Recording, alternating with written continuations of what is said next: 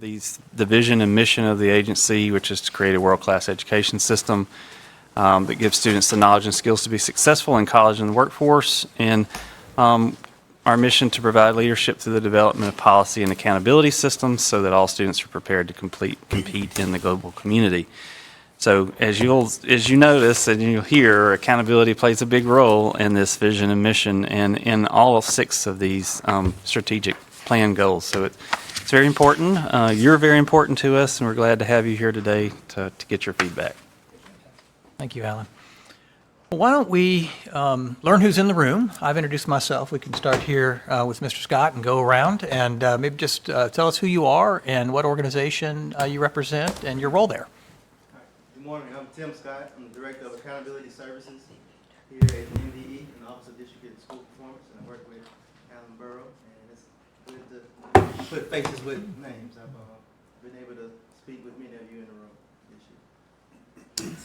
I'm Alicia Connolly. I am with Marion County School District. Last year I was with Morris County. I'm the district instructional specialist there. I'm Lindsay Brett. I serve as a principal in Lee County and Harnisville Middle School.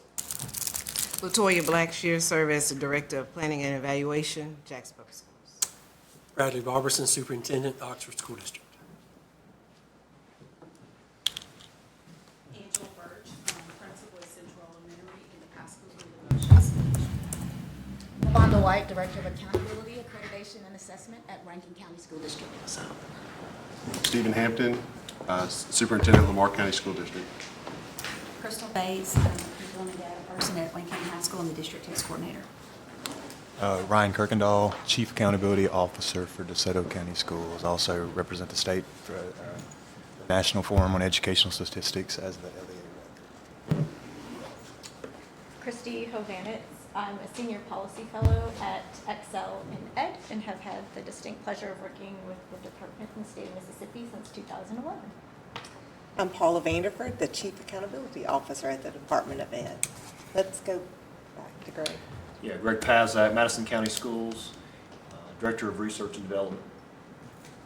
And I'm Alan Burrow. I'm the Executive Director of District and School Performance. And then we have our interim superintendent, Dr. Ray Mergino, in the back. If introduce. Yeah, appreciate you guys being here and look forward to the work ahead of the day and the coming months. We're glad to have one of our board members, Dr. Ryan McGehee, who chairs our basically accountability subcommittee. So he's always engaged. Many of you know Ronnie is former superintendent in Madison County as well. And then of course we're honored to have Dr. Lance Evans. He's our incoming state superintendent. And so currently at New Albany, and always great to have Lance around as well. So look forward to just kind of working together through this. You guys know we have spent quite a bit of time just kind of getting input under Mr. Kent. He went to each of the RESAs and got feedback, and then we went and did additional RESA meetings myself. We met with business leaders and all that. And so Alan's compiled a lot of stuff, but it's, I think at the end of the day, it's always important that we, obviously we have to keep our standards high. We've had some great gains in our state over the years, so we want to continue pushing to get better and better. But also, we also sometimes have to take those common sense checks and make sure we're serving, the needs of our students in our state as well. So just look forward to everybody working together and doing what's best for Mississippi. So thank you guys again for your work that you're doing at your districts and the work that you're doing here.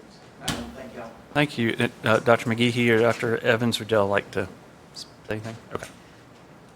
I can't hear. Did you want to say anything? Oh, I'm sorry. I can't hear. Yeah, no, just like Dr. Morgino was saying, thank you for being here. I'm honored to have the opportunity to serve Mississippi, because that is truly in my heart, is to serve the people. The MDE exists because of the districts in the state of Mississippi, the teachers, the administrators, the students, and we serve the state of Mississippi. That is, so I appreciate having that opportunity and for the state board to have that trust in me to do that.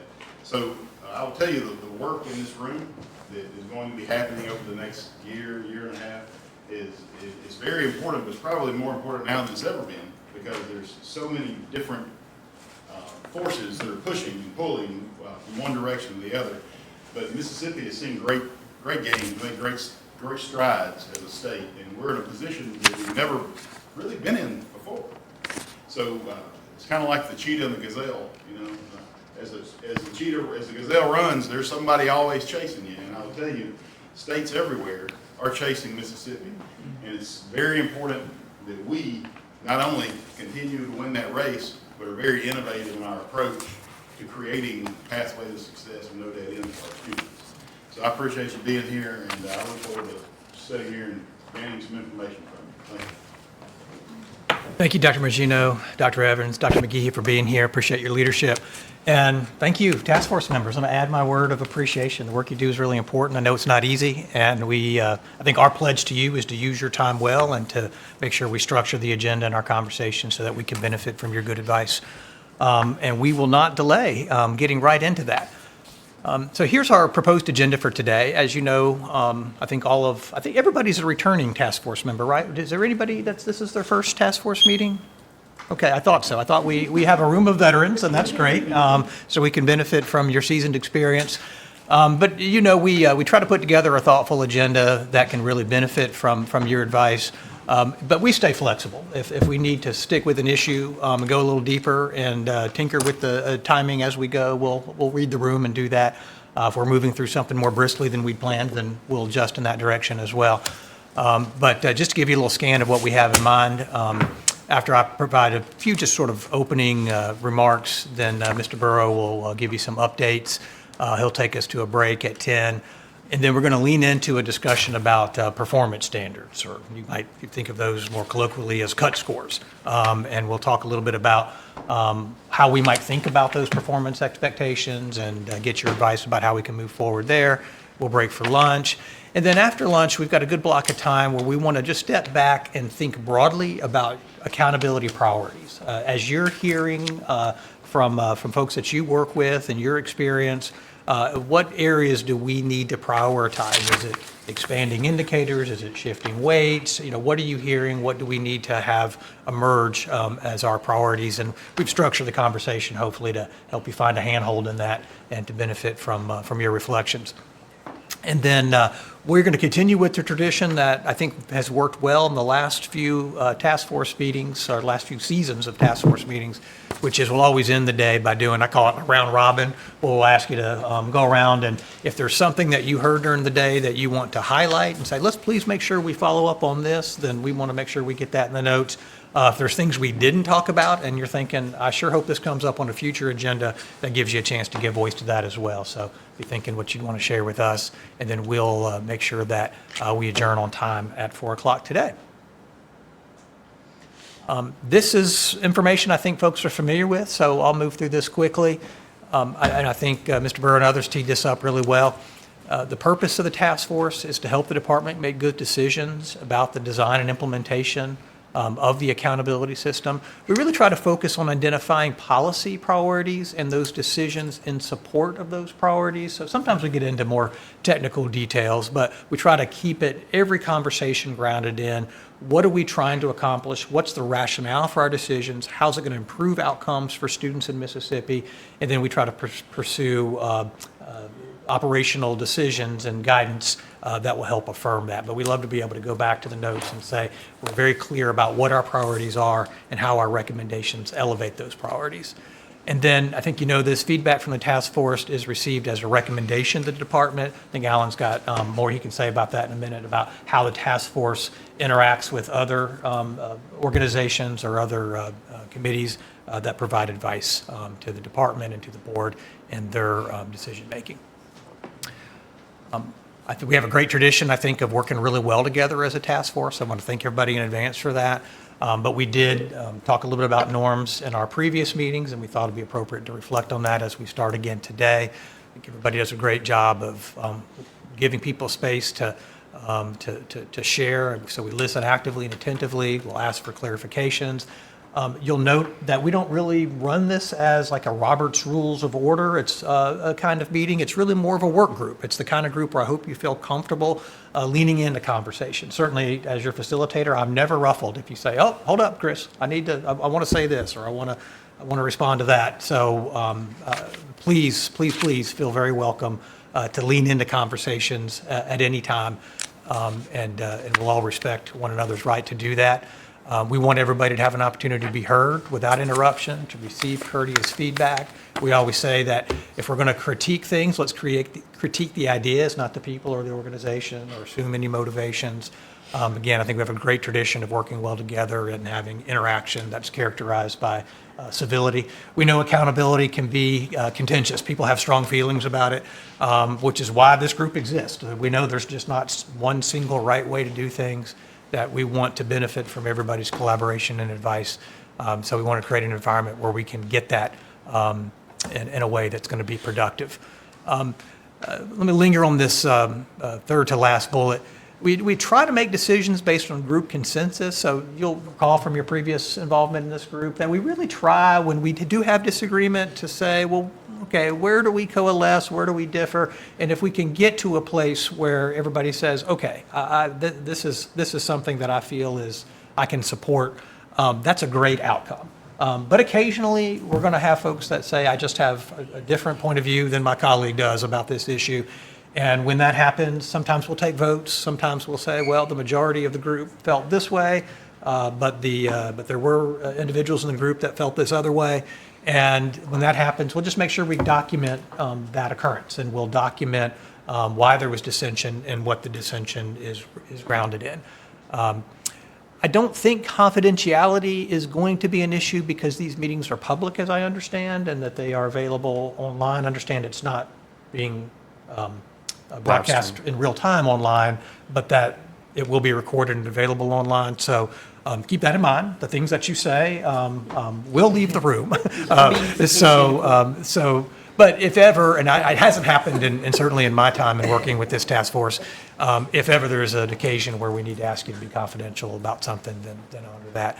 And then I already noted that at the end of the meeting, we'll prioritize topics. But again, throughout our conversations, let us know if there's any way that we can change the pace of the conversations in a way that feels comfortable to you. Okay.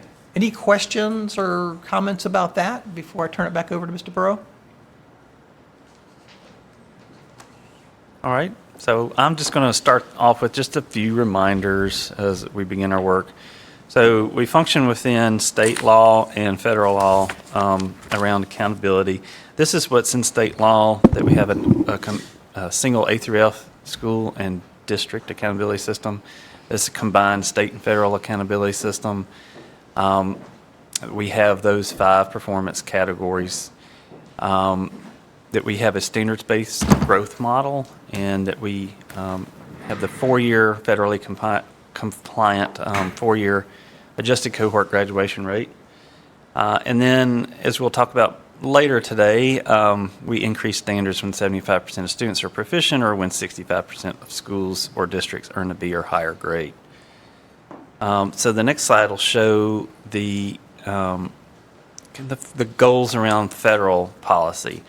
That is that the state establish long-term ambitious goals, and that we measure and report our progress towards meeting those goals. And you'll see a lot of that accomplished through the reporting of subgroup performance and our goal of having all students reach proficient 70% of students reaching proficiency by 2027.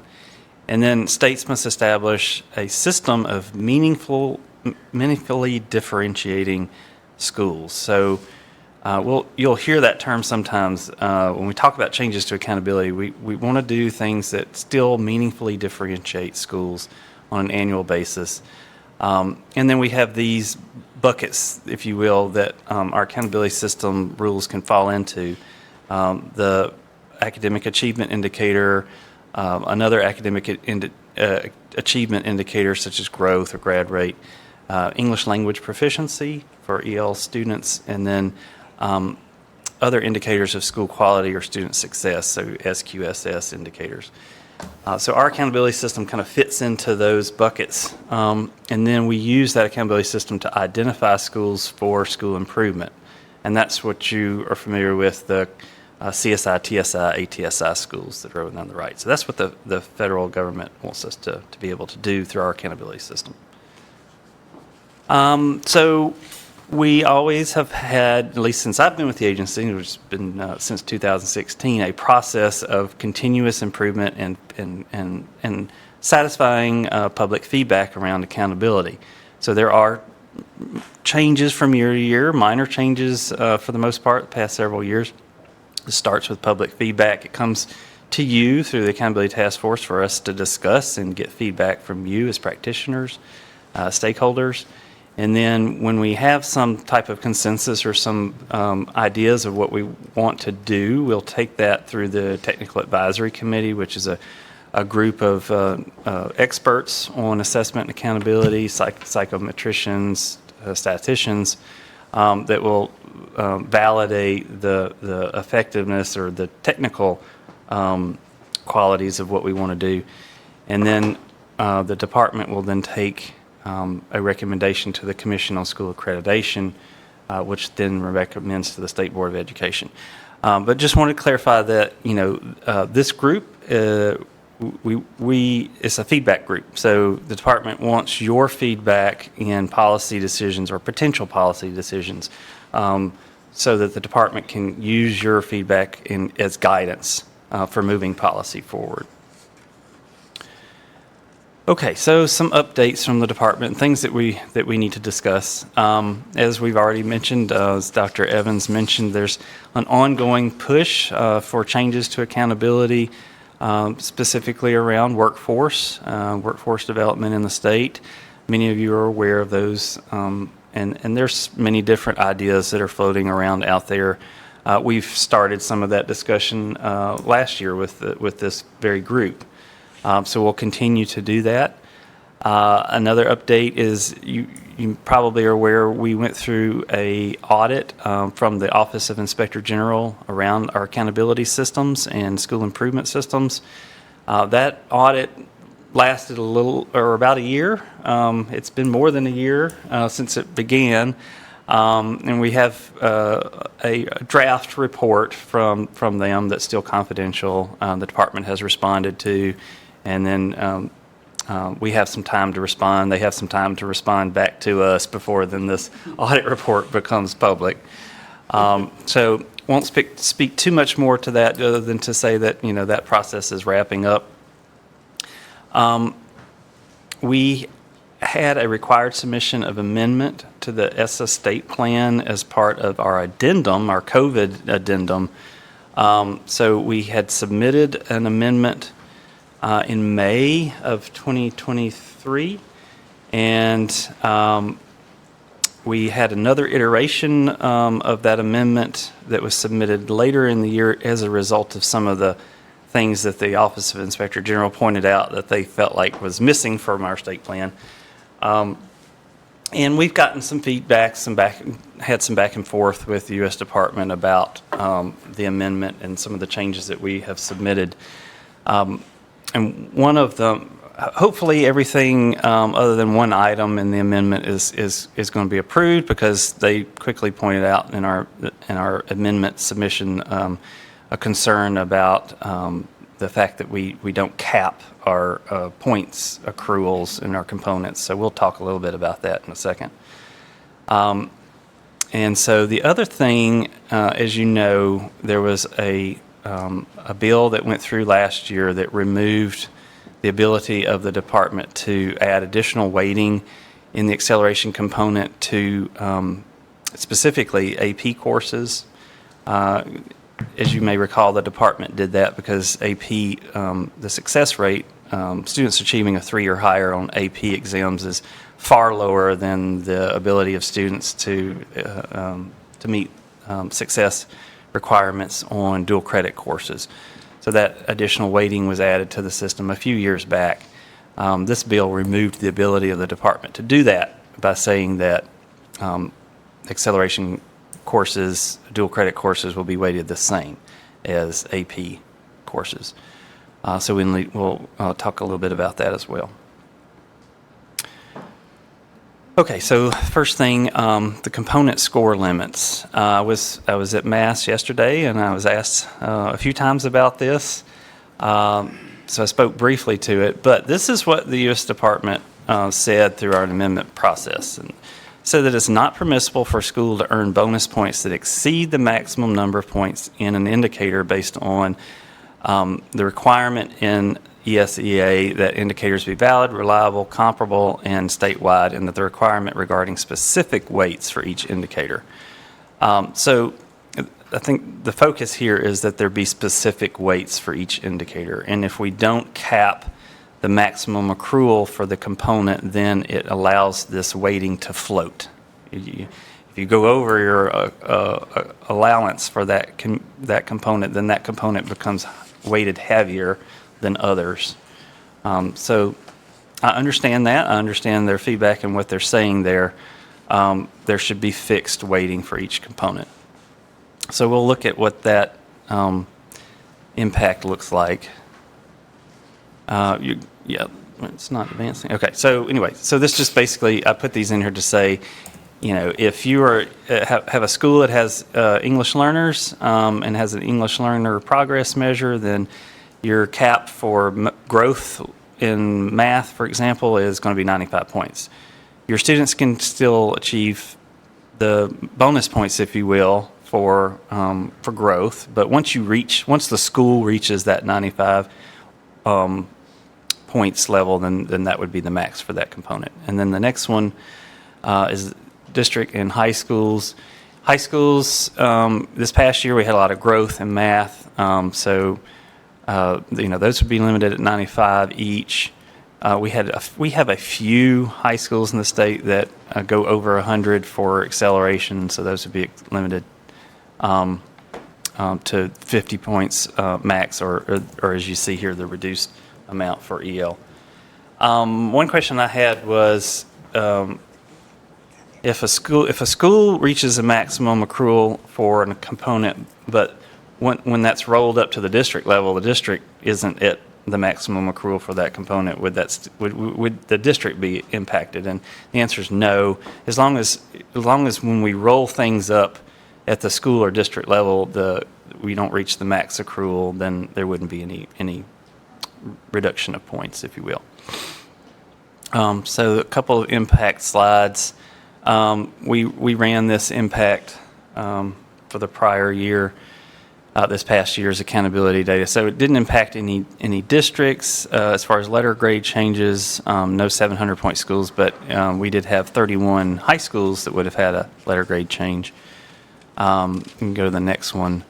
This is just an average change in total points for districts, 700-point schools and 1,000-point schools. And then this just kind of shows the letter grade change. So you'll see the impact would be at higher performing high schools in this case. Of course, we know, now the way to read this slide is just 87, if we'll start there, 87 A schools of the 87, I'm sorry, 9 schools would have gone from an A to a B. 87 would have stayed an A with the changes. That's the way to read that. So we didn't have any, of course, we wouldn't have anything increased because we were reducing points, but. You see it where Alan was saying it's mostly affecting A and B schools, so it's no D or F schools would change. Of course, that can't change because it's a help, not hurt. But it does tend to have more disproportionate effect to higher performing. Yeah. Let's see, one more slide, I think, or a couple more slides. So, as you probably know, we had a high level of growth this past year for high schools, specifically in algebra. So you'll see that in this impact data. 84 high schools had a change in math, all growth, with an average of a reduction of 7.5 points, and 134 high schools had a change in math, low growth. I don't think anybody expects that growth is going to be the same this year. You know, we had, last year we had a baseline of growth for high school math from the 21 school year. And that was still during the pandemic, which resulted in those higher growth levels. So I don't know that we'll see that level of growth this year, but so the impact may not be as much. Okay. Any questions about that piece, the limiting the maxing out of component accruals. Just so I understand the last thing you said, that you looked at this in the context only of last year, That's not correct. pre-COVID? That's correct. So it could be less of an impact. Yeah, would likely be less. Yeah. So the growth part, I understand the acceleration part. The growth part, just want to make sure, so no school, and I understand why it affected high school more, growth was high. So basically if the schools were, no school would be over 100. Like you would cap it if the bonus points got them to 119. I mean, you'd take the 19 away. And if they had EL, we drop it all the way back to that. That's simply what we're doing. Right. Okay. And we say 100, like for growth, or 50 for acceleration, but it's actually the 95. Yeah. Yeah. And the 47 and a half. Yeah. I mean, we just Yeah. always forget about the reduction of EL because everything was so. Yeah. I was just trying to put it in simple terms. Just Yeah. you're capping it right there, no matter how it worked out. It's simpler. Back to the display of the indicators. I mean, The only other thing I can think of, I've been asked, is this effective immediately? Yes, it's effective immediately because essentially it's the federal department said you can't do this, you shouldn't have done this. and they're not approving our consolidated state plan if you don't do this, so. So these are the effective caps. Right. Okay, on to the next issue. As I mentioned, we can't apply the extra weighting in acceleration. So we ran some impact data from the 22 school year, and just said, because there was discussion early on about this, like, okay, well, we can just double everything and that makes it equal weighting, or we can just go back to where it used to be, which was, things are just not, there's no double weighting. There's no increased weighting for a more rigorous assessment, such as the AP exam. So I wanted to put that data out there. It technically doesn't make a lot of sense to double everything. It doesn't accomplish this adjustment for changes in rigor across accelerated programs. It essentially just bumps everybody up. So this chart on the left-hand side just shows the increase in points across districts. We did this at the district level. So the bar in the middle is the highest one. So around 50 districts would have an increase in points of between 21 and 32 points. That's a way to read that slide. Around 10 districts would have an increase of 10 points or less.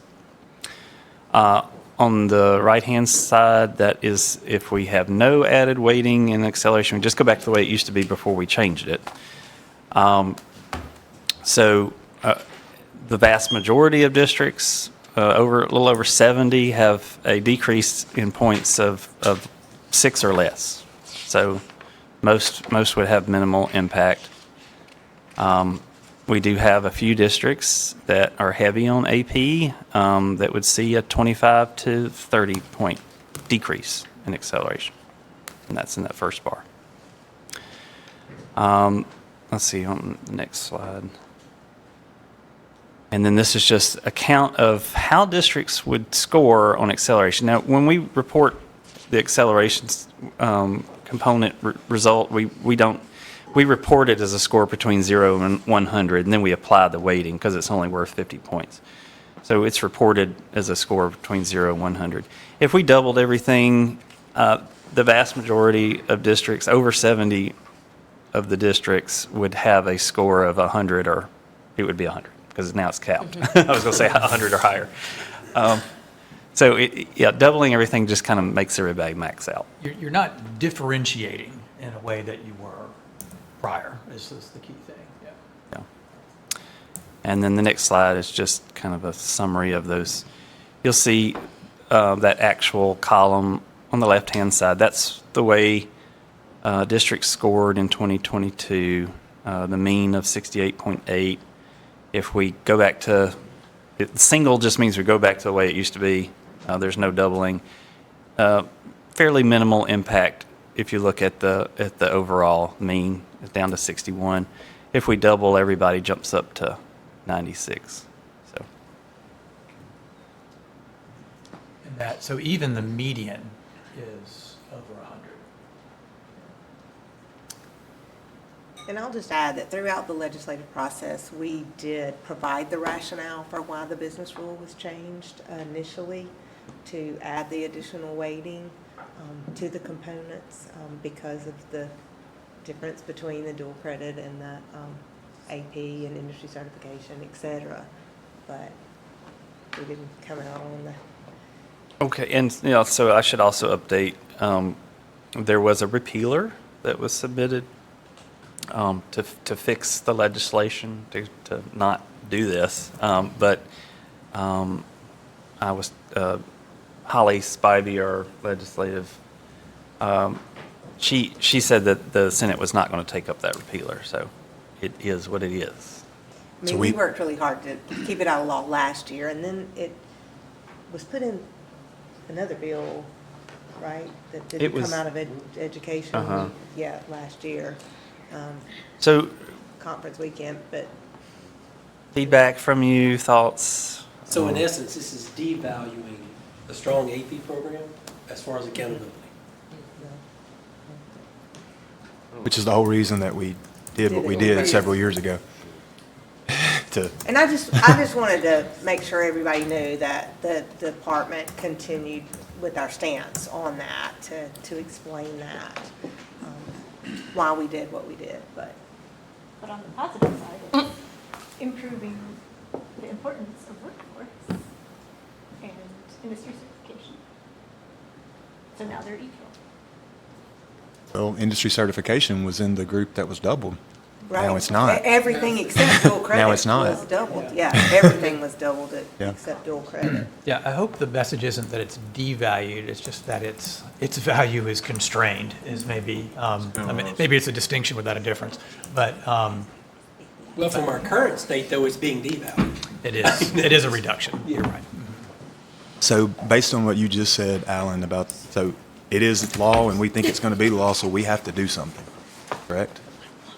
Understanding correct? Yeah, we would need to at least remove that from the policy that we changed several years ago. Just make it back where it used to be. Because the law just says it has to be, all be weighted the same. Let me say, I want to make sure. So let me just read the law. I probably should have put it in a slide. It says to encourage more participation in the program. And this is the program that You need to funded. speak louder. Can y'all hear in the back that could read? To encourage more, I wish this was more amplified in here. To encourage more participation in the program, final grade of C or above in a 3-credit hour dual credit course, academic or career and technical, shall be weighted the same as a 3 or above in an advanced placement course final examination in the Mississippi Statewide Accountability System.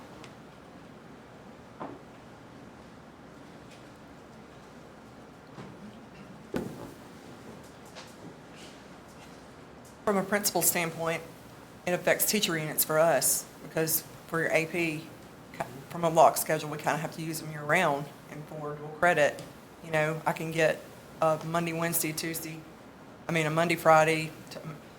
Friday, Tuesday, Thursday class, and get more points for that versus an all-year AP course. I can get more students in dual credit courses versus a class of 20 in an AP course. Would there, I'm sorry. No, I'm done. Okay. I'm done. Would there be any consideration to looking at AP courses like dual credit courses and not tie it to a 3 on the test, but get a C or higher in an AP course? I mean, I just throwing that out there. I was just thinking out loud. Because again,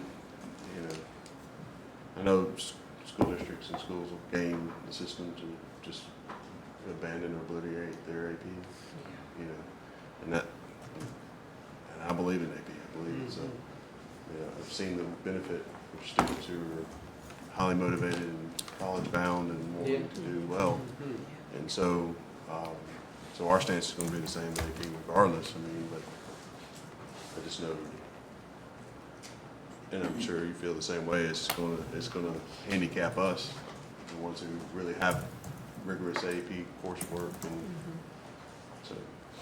so I was just trying to think of a solution whether it could be not tied to the exam and 3 or higher, but make it the same as dual credit, C or higher course. But that might disincentivize it, because if you don't have a 3 or higher, you don't earn college credit for the student, so the student's not getting the college. I understand. I'm not, I'm just throwing it out there. I'm just trying to think of some solution To keep from AP just going away? Yeah. I mean, I'm just trying to think of a solution. I hadn't really thought it out. I was just kind of throwing, brainstorming. I don't know, so. Yeah, I mean, I can relate to that. I mean, I was an AP student, but I didn't take the exams because I went to Millsaps, and Millsaps wouldn't accept them. Yeah.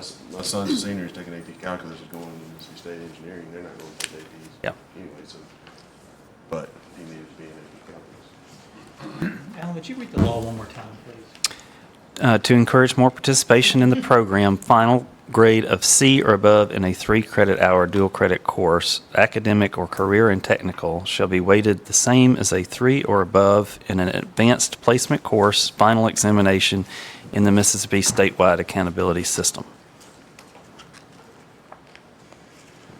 Yeah, and reading that, I don't think it was their intent to hurt AP.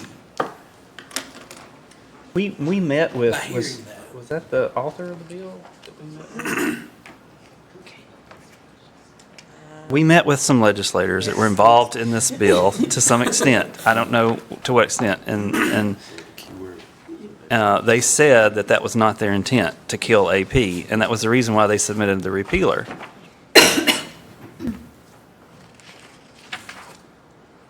Well, if we have to live with it, I mean, you're talking about single point, obviously double point doesn't make any sense because everybody caps out at that point. Could we think of something that's somewhere in between? I mean, all it says is they have to be the same. Maybe it's 1.25, maybe it's 1.5, I don't know. I'm just trying to think of to where it's not completely minimized, but it certainly doesn't make sense for everybody to be maximized either when it comes to the point total. Do we think that the repealer, they just won't get to it this time, and then next year maybe they do pull it back, and this is a one-year thing possibly? I said to Dr. Vanderford this morning, I said, you know, maybe when we see the impact to the AP program, then there'll be a desire to go back and fix it. Because, I mean, let's just be honest. If this is a one-year thing, if districts or schools made choices based on their master schedule and things like that, or what students got in and didn't, they either already did that or they didn't for this year. Not changing it now.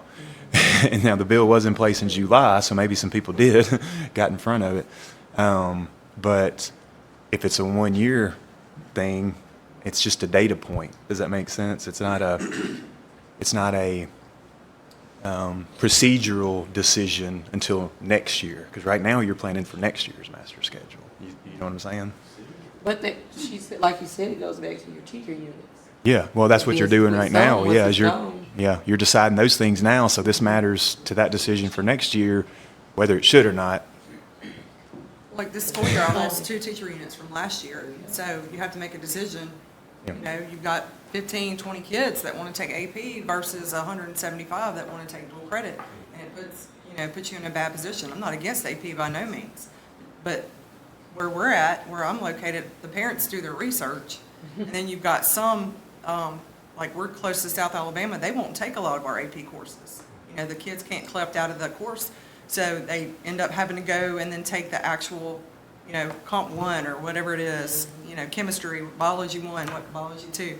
They end up having to take it, and it's kind of like the parents have done the research, the kids have done the research, they've spoken to advisors, and so it kind of puts us in a bad situation because we have to make decisions. Do we want to do dual credit? Do we want to support the student? Do we do AP?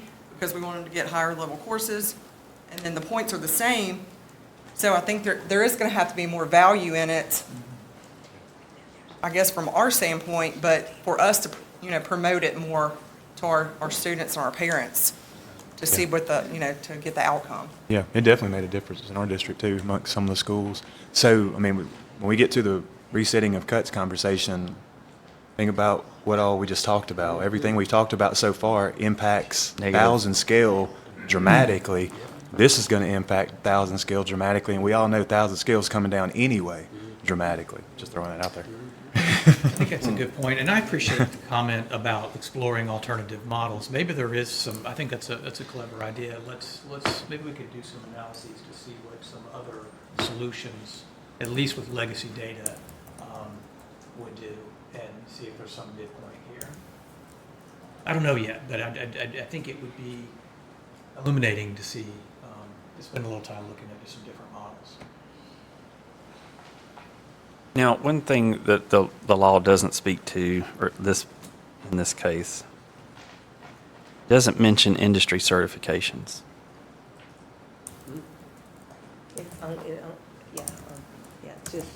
It just says that AP shall be weighted the same.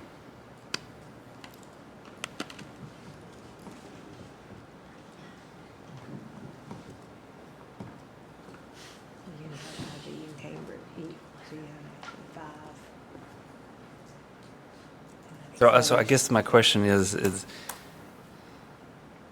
do we take the policy, the business rules back to where they used to be, everything's weighted the same, or do we just remove the double weighting for advanced placement accordance with this law? Which way did y'all do it on the single column? We just took everything back the way it was. So industry certification is not doubled. Right. So actual is with the double weighting, so actual is not an option. Actual is, yes, that's correct. That's the way the business rules are currently Single written. is go back to legacy. Double is, and I think we've pretty much shelved that, but double is bring everything up to that level. And everybody will be special, so nobody will be special. Everybody gets a trophy. Ellen, can you remind me which dual credit courses are eligible for inclusion? There is a list. More to prove list. That is, it changes from year to year, and it's based on the acceptance of the credits by institutions in Mississippi. So I couldn't tell you the exact list. We could get that for you though. Well, I think what I'm trying to get at is there a case for, is dual and credit, depending on where they're taking it and what the rigor of the course is, and should it be C or higher, maybe bump it up to B or higher to maybe match rigor of some of the other outcomes? I'm just. Is that friendly with the legislation? Please. Doesn't the legislation say C or higher? Mm-hmm. Yeah. It does. Or limiting which ones, can't be low level or outside the scope of the core content courses, but I don't know. Unless there's some unintended consequence I can't think of, I can't see why we would change industry certification then. I think it should remain double. At this point, unless I'm missing something, especially with our focus and what's going on, the conversation in the state. And if we do that, that brings together the first two columns a little bit more than we're looking at. Because the single column does not have industry certification doubled. It went back to the old way. So it's sort of your hybrid method. It's not helping AP. No. But as far as points, it's sort of your hybrid method to some degree. You'd get it a little closer. Industry certification, obviously it looks different. It wouldn't be as much of an impact probably as AP, but it gets it a little closer to that. Another idea, and again, I don't want to put anything on the table for recommendation until we see some data to sit with it, but it doesn't say anything about distinguishing higher levels of distinction, like equating a B or higher with a 4 or something like that. And again, I'm just saying that by way of illustration. So there may be some ways to differentiate for really prized levels of performance in ways that could still incentivize AP. But 4 is truly an exceptional level of performance. I don't know what percent of students achieve that, but I imagine it's not very. He's saying, so I get it now. I'm reading the law. So we could say if student scores a 4 on advanced placement final exam, it gets doubled. Because it specifically says And 3. It specifically says 3. It's always a workaround. What'd you say? It's always a workaround. Yeah, I'm not trying to No, introduce subterfuge here. I'm just trying to, I I'm like trying where to you're just suggest that there are ways, if we want to incentivize really, But I mean, it's something Yeah, instead of nothing. I like It's how where you're better. going with it. Yeah. 3 is a 1 and 4 is a 1.5, 5 is a 2. or something The only like thing that. that changed at that point from what we just did is if a student scored a 3. All right. Dr. Burrow, That's better than that. can Oh, you I- send the law And I don't disagree in the with that. break or something, and that way we can Yeah. read through it? the request is to send the language of the law, and Right. that's a, thank you, Lindsay, it's a good request. We'll get that. I gotta see it. Okay, thank you. No, I don't want to belabor this, but the intent of this indicator is what? For the student perspective, isn't it to get them a jump up on post-secondary options or accelerate them for post-secondary options? Matches that. So. So that's why I'm having a hard time thinking through. I absolutely value AP in the college-going track, but a strong dual credit at a tech school or community college, and they're earning 3 credits guaranteed no matter where they go and pursue it, that to me is pretty valuable because it tells that student I can succeed in a 2-year opportunity. I can succeed in this coursework. I don't have to pay for it when I get there. I'm familiar with it already. So I guess bringing it back to the student perspective is what are we trying to incentivize with acceleration? And if it's to get kids the confidence and the credits they need to understand they can pursue the 2-year, and I get the AP thing, huge supporter, but if we're truly focused on the 2-year workforce component too, I don't necessarily see it as a terrible thing. And, you know, looking at it of can you incentivize maybe some of the high wage, high demand dual credits as more incentive than others? Like a year better in math and English. So I think there's opportunity. I don't think this is a terrible thing for us to rethink about how we prioritize it, but in the context of students aren't we just trying to get them help to accelerate through their post-secondary or after high school options? I'll be honest with you, the accountability model doesn't mean anything to kids. No. And so they don't care what, but it means everything to schools. And so I guess that's the conversation we're having is what are we saying to schools and districts when we make that change? You know, and so, I don't know. I know, and I always come at it from the student perspective. Yeah, and I like that. I do. I do, and I appreciate that, and I do too as well. But when it comes to the accountability model, they don't.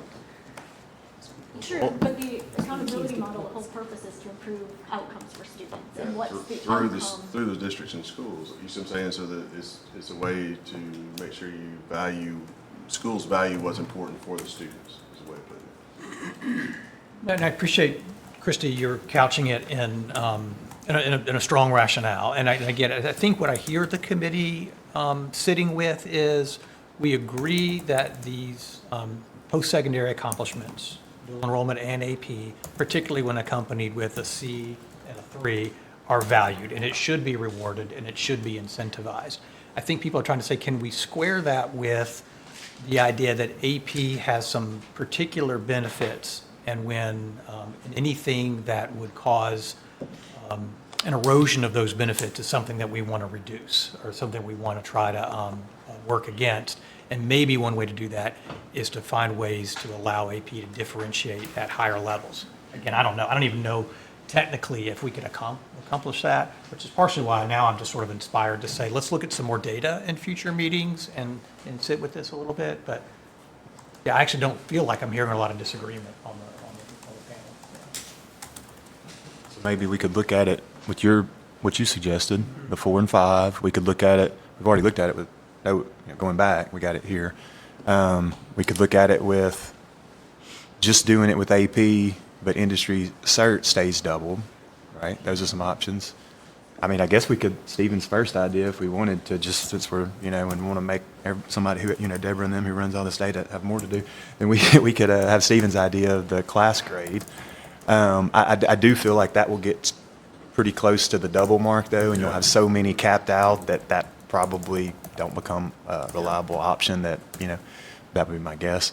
Possible this could, I don't, again, want to get crazy here. I mean, we're not even an hour into the meeting. But it's possible to shift this all to like a little mini index where you differentiate along a scale. Again, for the law, what has to happen is there has to be an equivalence there at the C3. So I could imagine an index that matches on that, but differentiates above and below.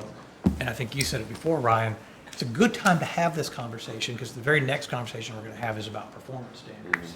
And we need to get clear on what we value here if we're going to talk about performance standards. But we need to learn, I know I sound like a broken record. I think we need to learn a little more about what options have what impact. If others agree, then maybe that's where we could pause this for now. And one thing to Christie's point for students, I mean, I don't remember what year this changed, I just know it was pre-COVID.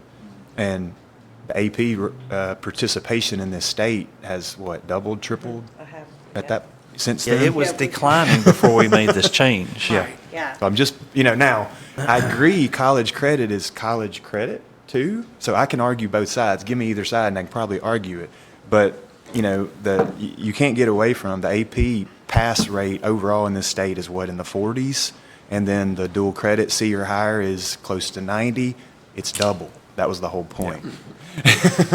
And so you can't get away from that. So districts see that, like she's, master schedule, teacher unit, you see that, and you're like, well, college credit is college credit, on the other hand, for students, So there's so many ways to view that. So it does get back to the student level, though, which is why we made the decision. This is what our 10-year trend looks like Yeah. from another slide. AP, I mean, since it's 10 years, its participation and performance has doubled.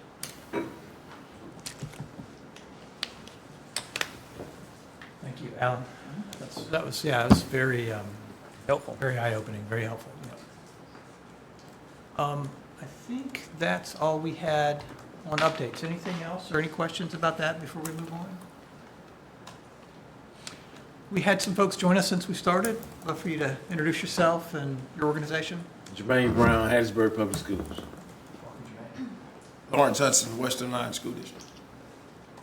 Raina Holmes, Van Cleave High School, Jackson County. Thank you guys for joining us. I'm glad you're here. Our agenda actually calls for a break now. I feel like we could keep going, though. We haven't been going that long. Is that okay?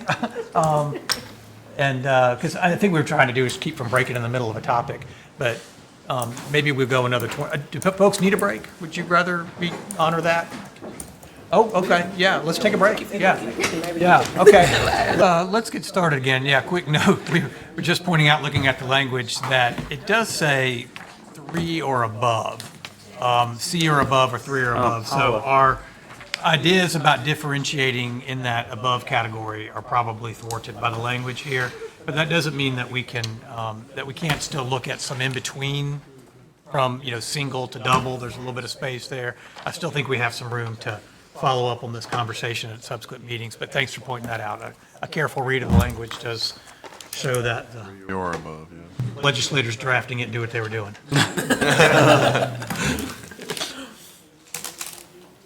Okay, let's talk about accountability performance standards. And maybe the first thing we might address is, why are we talking about this? Well, this is another area that's influenced by legislative requirements.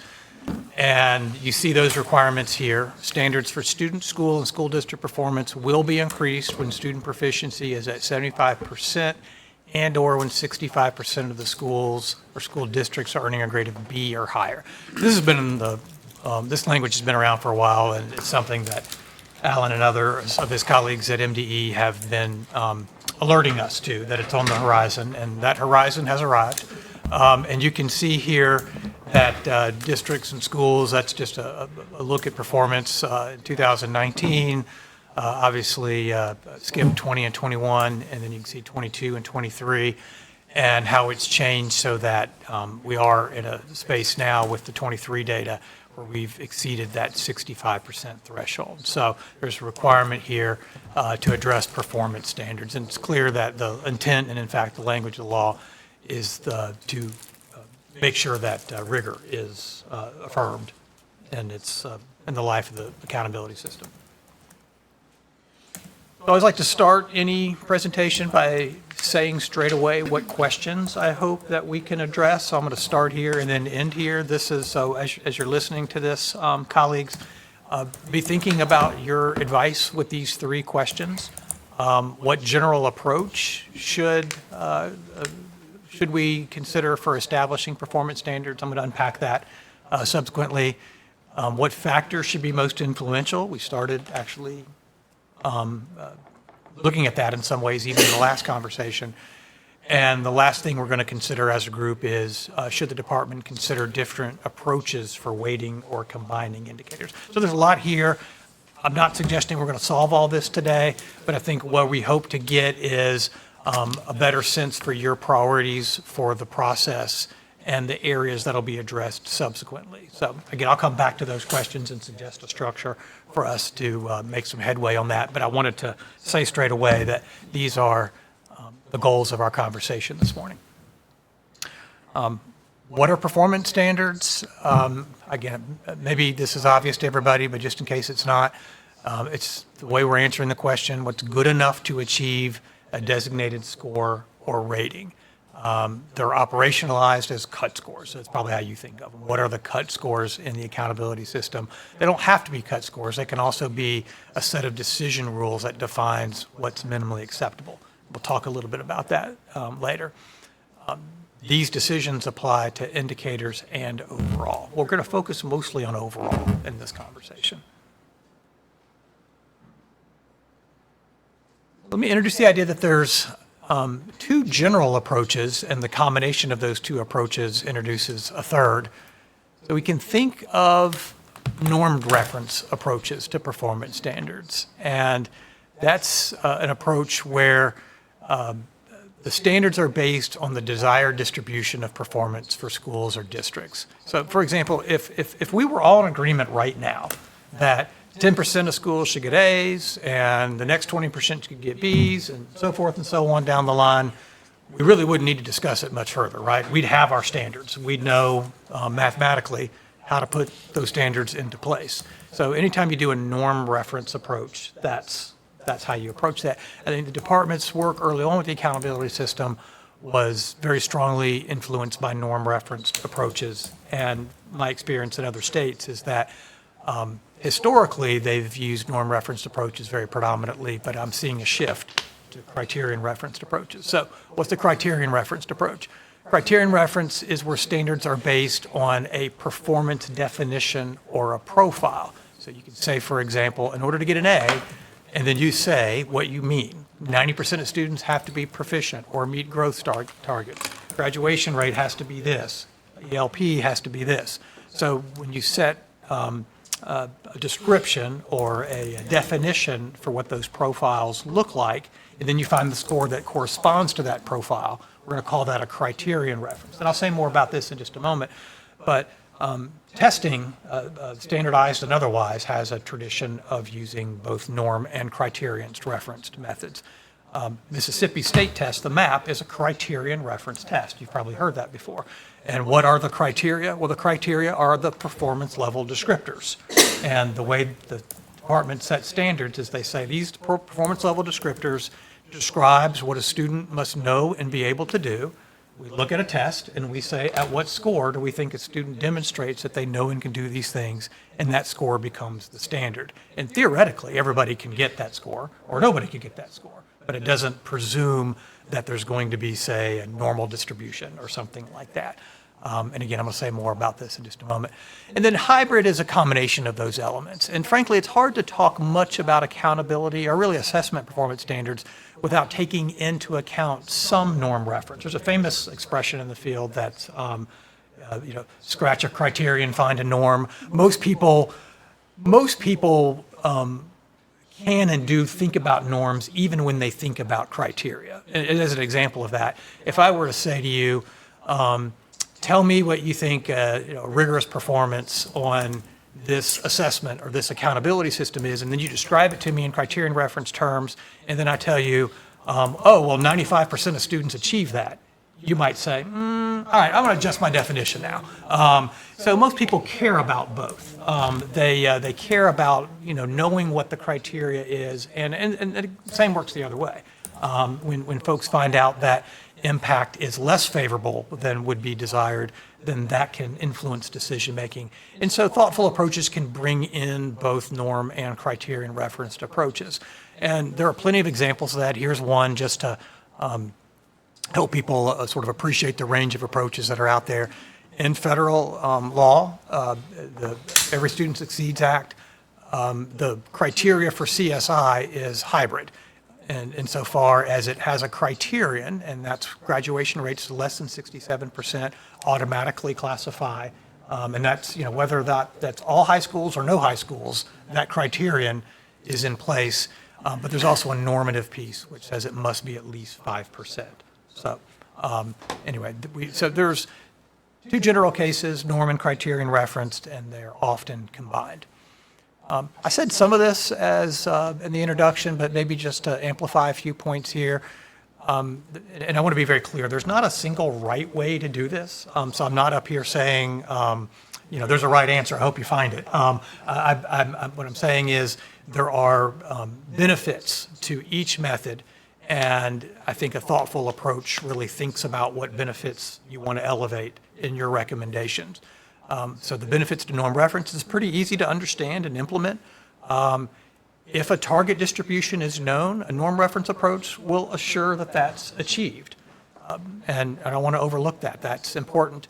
And it can fluctuate or be fixed over time. So one worry about a norm reference approach is if you enforce a norm reference approach every year, then the score would change every year. So if Mississippi were to say, for example, the top 10% of schools are going to get an A every year, then the score required to get an A would change every year. That's not what Mississippi does. Mississippi baselines it. So it's a norm referenced approach that's baseline to say, we started in a certain year, we found the percentage that was the target, and we're going to keep that score in place, and the impact's going to change over time. And of course, that's exactly what happened, which is why we're talking about it now, because the impact became more favorable to the point that it's bringing in now the legislation that calls for this very conversation.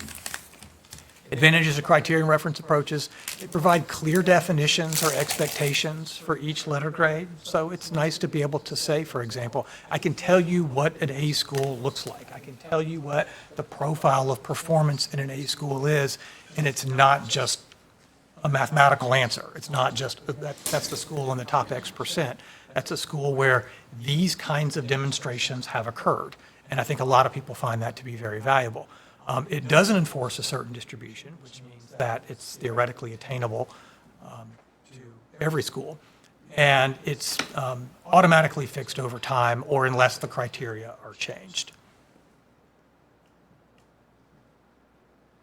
So how do you go about setting standards, whether you're influenced by the norm or the criterion or some combination of the two? I recommend we can look at the strong tradition of setting standards for assessment systems and apply similar methodology to accountability systems. It's actually something I've written about. You can Google and you'll find some things that I've written over time on this approach.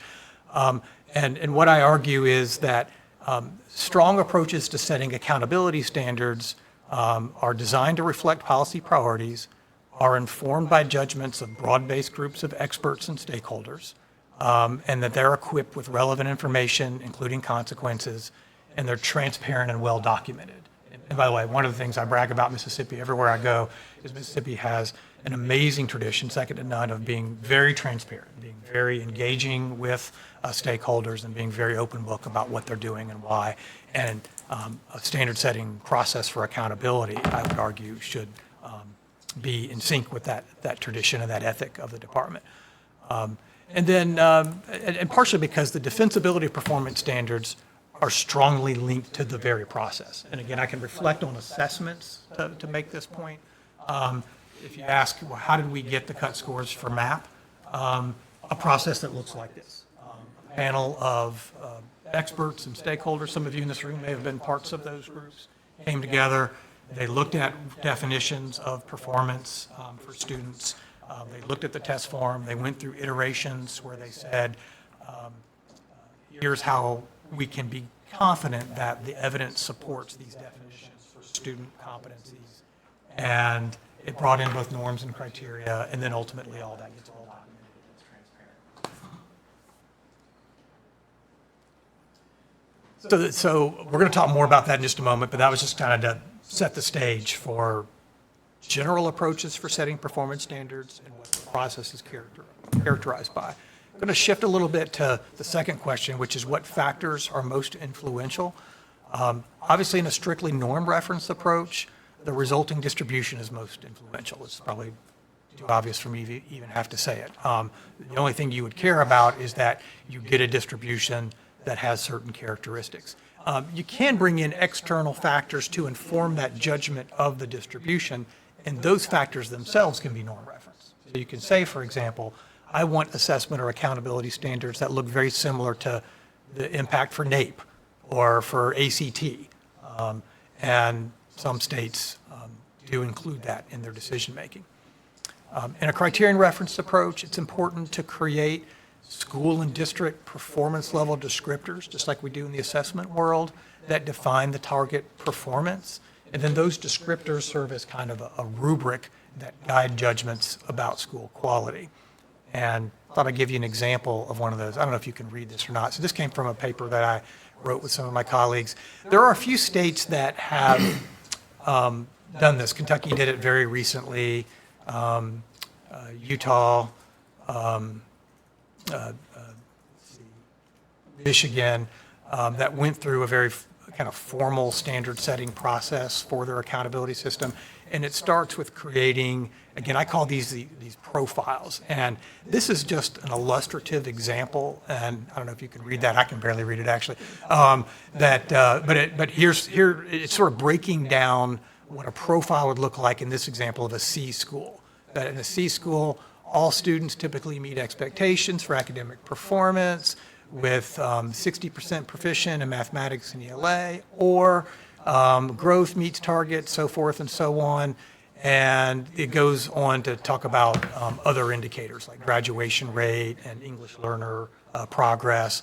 So the whole idea is that the process starts by a really clear investment in understanding, well, give me a picture of a school that's a C school. Now, I don't get like too complicated too quickly, but some of this gets complicated by the fact that Mississippi, like almost every other state, uses what's called a compensatory index for the accountability system, which means there's a lot of ways to get like a score of 400, just to pick a score out of the air. You can be high on academics and low on growth, high on growth, low on academics. You see where I'm going. There's a lot of ways to do that because higher performance in one area can offset lower performance in another area. So you may say, well, it's fine, Chris, if you tell me, like, here's a profile of a school that is minimally acceptable for a C or a B. Turns out that profile gets associated with the score, and there's a lot of ways I can get that score, which may or may not look like that profile. And I think the response to that critique is that's always the case, even in the assessment world. In the assessment world, you get a profile, it corresponds to a number correct, but there's a lot of ways you can get, if it's 20 items correct, it might be this set of 20 items or that set of 20 items. There's sort of some assumptions that go into it about what elements will line up in order to honor these profiles. But anyway, I think the main point, without going too far into details just now, is it does require some very thoughtful investments in understanding the characteristics of schools that get each grade. And I, by the way, think that's a real feature when you have a system like Mississippi has, a letter grade system. We ought to be able to say what an A means and what a B means. We ought to be able to say it in a way that people could understand us if we were talking, you know, supermarket checkout line, you know, that it's not complicated. Just a note about ESSA requirements for combining indicators, which is sort of the third area that I'm hoping that we can talk about. There's not actually a lot, ESSA's not too heavy-handed about this, so there's a little bit of liberty about how states can approach it. The primary language is here with respect to academic achievement, growth, progress in English language proficiency, and grad rate, afford substantial weight to each such indicator in the aggregate, much greater weights afforded to those compared to school quality student success. Another way I can say this that's a little less complex is you just have to make sure that everything except what's in the school quality student success category has more weight than that category. And I know it's just, these conversations are a little more difficult to navigate in Mississippi because the ESSA system isn't really on the front foot in the state model. But Alan, help me remember the indicators that go for school quality student success in Mississippi are, I think, acceleration and college career readiness, and it would be any academic indicator that's not ELA or math.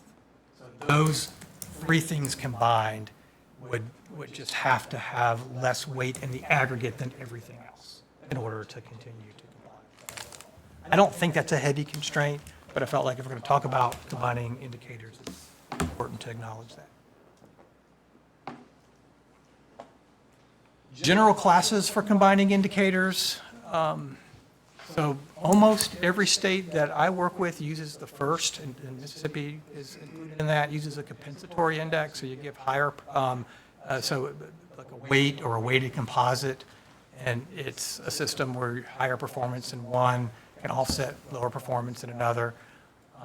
You can have a model that's conjunctive. The conjunctive model is where all indicators provide the overall decision. Anybody remember the NCLB days? NCLB was a really conjunctive model. That's where you had to meet requirements for every subgroup on every indicator, and if any of them didn't, then that target wasn't met. So that's an example of a conjunctive method. Disjunctive is just the opposite. Disjunctive, think of like a menu, and if you get any one of those things on the menu, it's good enough. So it's sort of the other side of a conjunctive model. And then there's this class of models called profiles, where you look for different patterns that may or may not be sufficient. I like to think of these as kind of if-then approaches. A few states that go into this, Kentucky just did that, where they'd say, you know, if, for example, academic achievement is high, then growth can be low. Or if growth is high, then academic achievement can be lower. They actually set targets based on separate profiles, and they put all that into like a table in that state. So there are ways to do that. So anyway, all of this is in service to just stimulating conversation about things that we want to prioritize when we think about how to combine indicators in Mississippi. How might you think through this? I think some important questions are, to what extent does the weighting structure, whether it's numerical or otherwise, reflect the policy weights? So again, is growth more important than academic achievement, or is it about the same?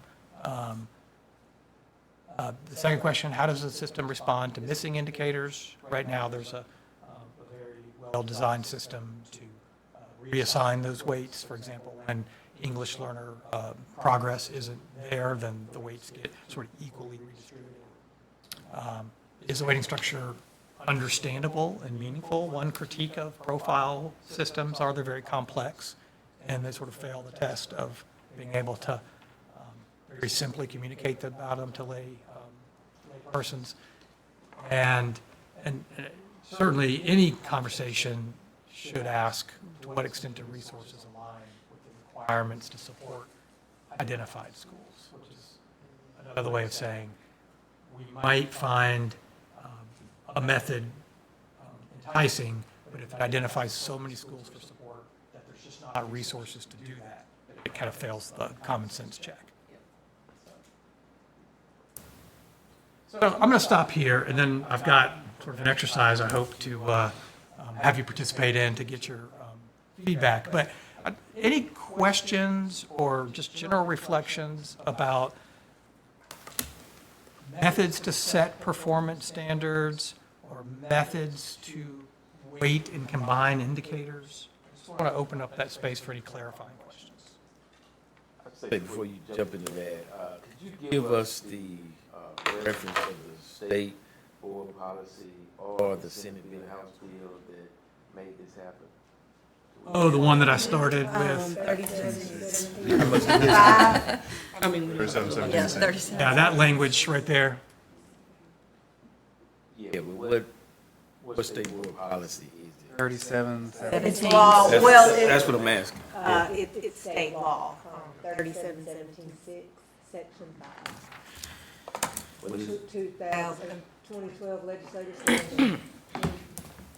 Almost could be the Senate bill number, but.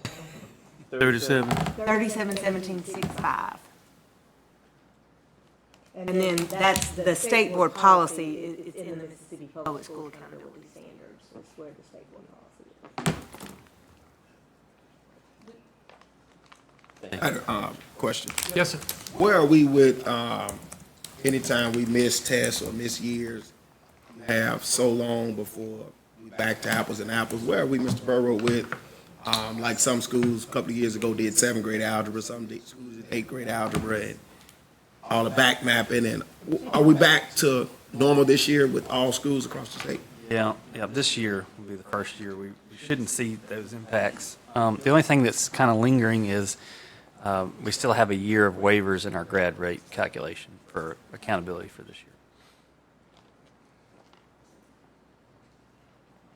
As far as the system, I think if you talk to people around the state, you've heard them say about the moving target, right? So when I think about moving targets, obviously makes me think about norm reference. I think the idea of what we're using now with the hybrid of the criterion reference and then there being a time span where some cut scores are set in a norm reference way, I kind of like where we are with that. I think going completely norm reference, people would lose their minds across the state for that. I think if you do that, you create a competitive environment across the state between districts and schools, then it's just not good for kids and education across the state. And we need to be able to freely share with each district. And I think you compete, with a norm reference model, you create a competitive environment that I'm gonna hold my cards close to my chest and I'm not gonna. 100%. I like the criterion reference Kentucky that you mentioned, this or that. I mean, that's the way that in my head, that's what I termed it.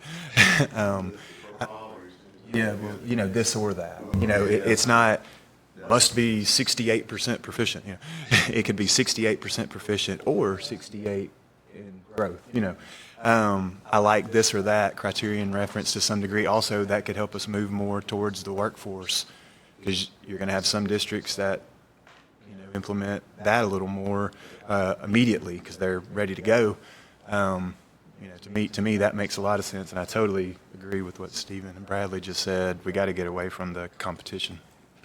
That disjunctive model, does that help our AP dual enrollment conversation that we had a few minutes ago? Is it like AP or dual enrollment or, would that help that, like a menu item? That's what you're saying about that? I wonder if you'd have to put them in separate components. That'd be really hard to do in the same component, I would think.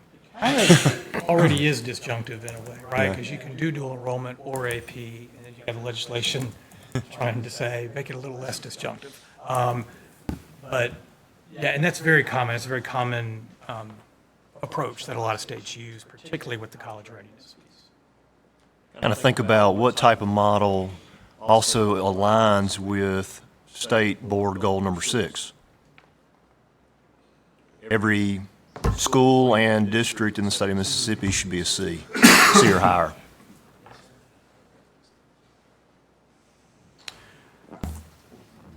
Yeah, that'd be great, thanks. If I could invite folks to participate in this activity, what I thought we might do, I just want to make sure we're giving lots of people opportunities to talk and have your voice heard in this task force. There's a document coming around. And I'm not collecting it. I don't need it. It's just for your own note-taking and thoughts. Does everybody have a pen? Anybody need a pen? Over here. I'd love for you just to take, I would like to start this way. Take 5 to 10 minutes to just work quietly. I always think it helps people just to get your thoughts together and jot down any thoughts you have on those 3 questions individually. And then maybe after I give you a few minutes to do that, and our guests certainly should have a copy if you like, there's plenty. Then maybe get together with 2 or 3 people around you. It looks like we're kind of grouped in ways that little groups of 3 maybe, or 2 can get together and share, and then let's come back and hear reflections as a whole. I just feel like that might be a good way to get more people talking and more comments out there. Norm referencing criteria. And then we'll just pause the recording while we do the working, and then when we come back, we'll start it back. Really don't. All right, so take about 5 minutes just to jot down your thoughts, and thank you, sir, individually, and then we'll invite you to have some group conversations.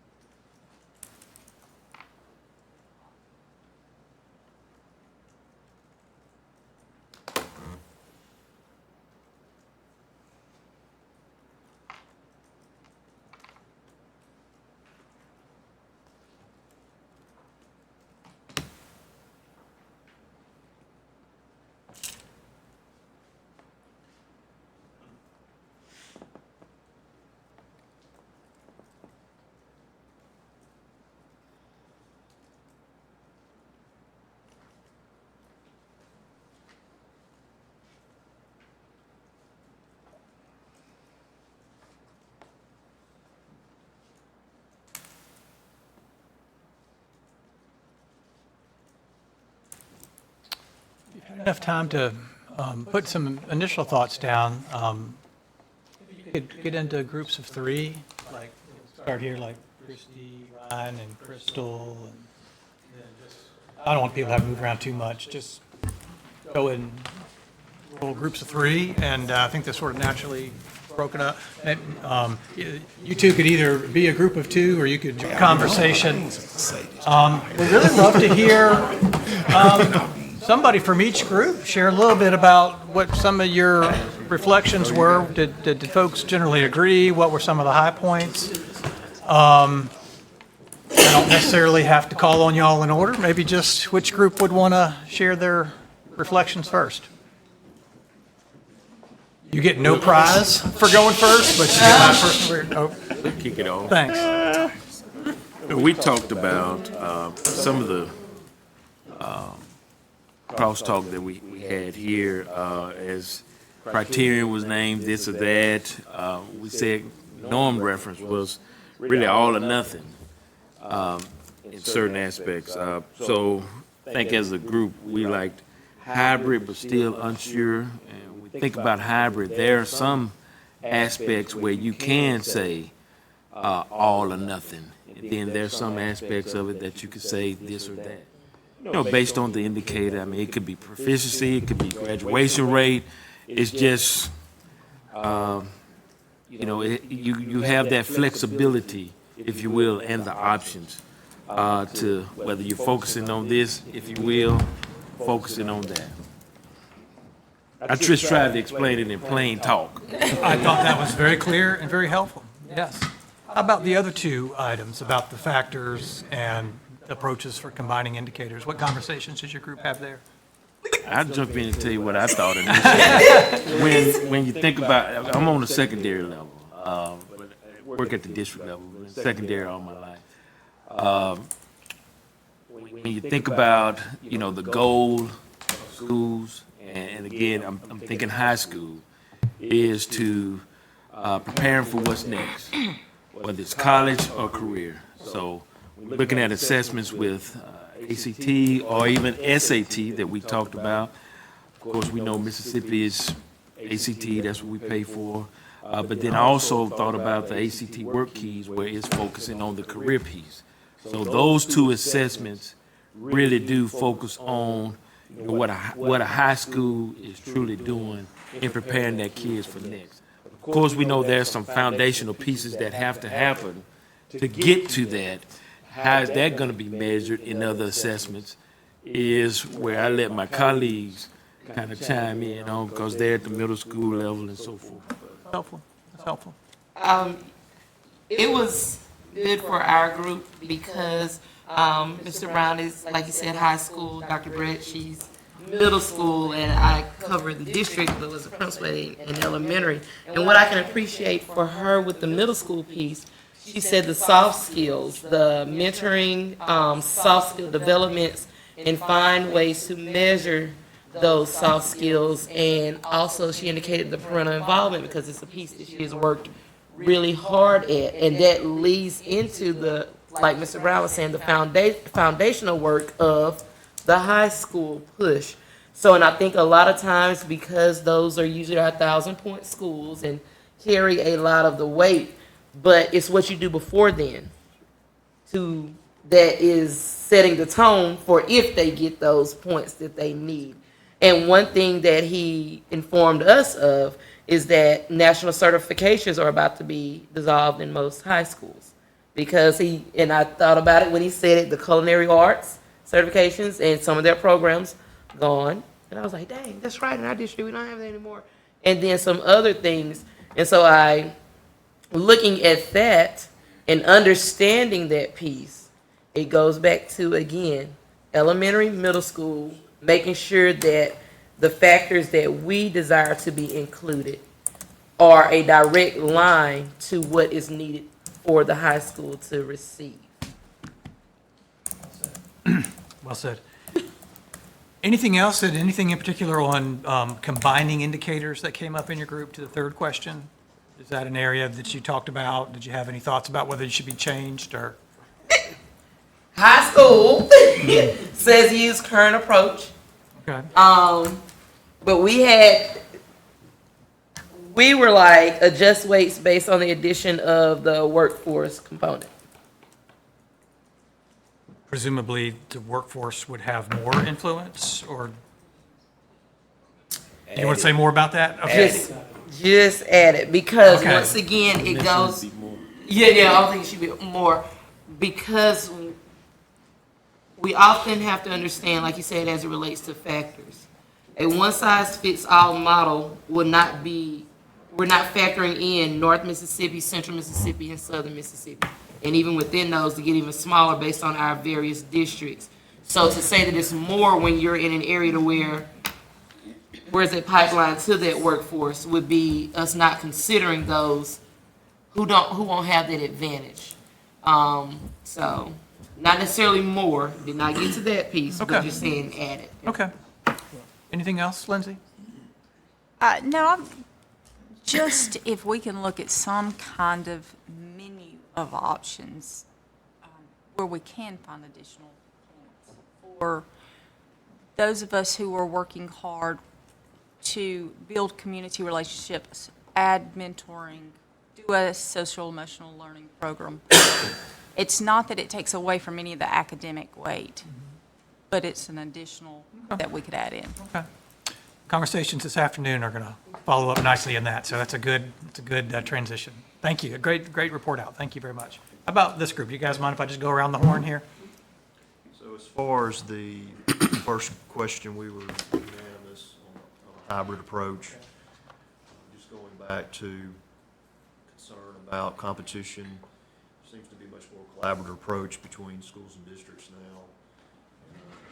Again, everybody being able to hopefully meet the State Department's number 6 goal. And so with, what factors should be most influential, we were very similar, academic and career. I guess kind of the question is, what are some of those career ones going to be that would be equitable, that you can truly measure objectively? And then finally, on the last one, how do you, if you make adjustments, do it in a manner where schools, kind of per your comments earlier, can properly plan for those adjustments? So we're already in February, which, we're more than half of the way through the school year. So how, when you're making decisions a year, 2, 3 years in advance, if we're going to make some slight adjustments to maybe even potentially blowing it up, how do you do it to where it's kind of done over a number of years so people can properly plan their resources? So. Yeah, I'd just say, from what Greg said, the only way that our state can meet Goal 6 is if there's a criterion reference component, right? If it's norm reference, we never meet Goal 6 because there's only a certain percentage of districts and schools that can be A, B, or C. So I think if that is the goal of our state, then criterion reference with some lens of a hybrid of trying to reset after a certain number of years when certain, goals are met, certainly makes sense. I kept thinking, you talked about the menu approach. When you said that, it's something just triggered in my mind, the way that school is evolving. We try to provide multiple avenues and opportunities in different ways for students to show mastery inside of our schools. It would only make sense that we allow our schools and districts a multitude or a menu of ways to show their ability and what they can do based on the strengths of their own community. So again, education, we're doing it for students in our classes. We should also consider doing it for our schools in our communities as well. Because what you measure matters. That's exactly right. Yeah. And what matters to me may be different than you based on Oxford and, Oak Grove. Thanks for that. Anything else from this group? No, I agree. I think using a hybrid approach allows us to truly identify strengths and continue to look at our areas of improvement as well. Okay. So I like that, using both the internal and external factors. Thank you. Yeah, great feedback, great insight. Thank you for sharing that. Let's move over to this. smaller but powerful group of 10. The head of the table. Well, I think we both agree on the hybrid. I did point out the criterion reference just because of the challenges that our districts are different from the coast to North Mississippi, east and west.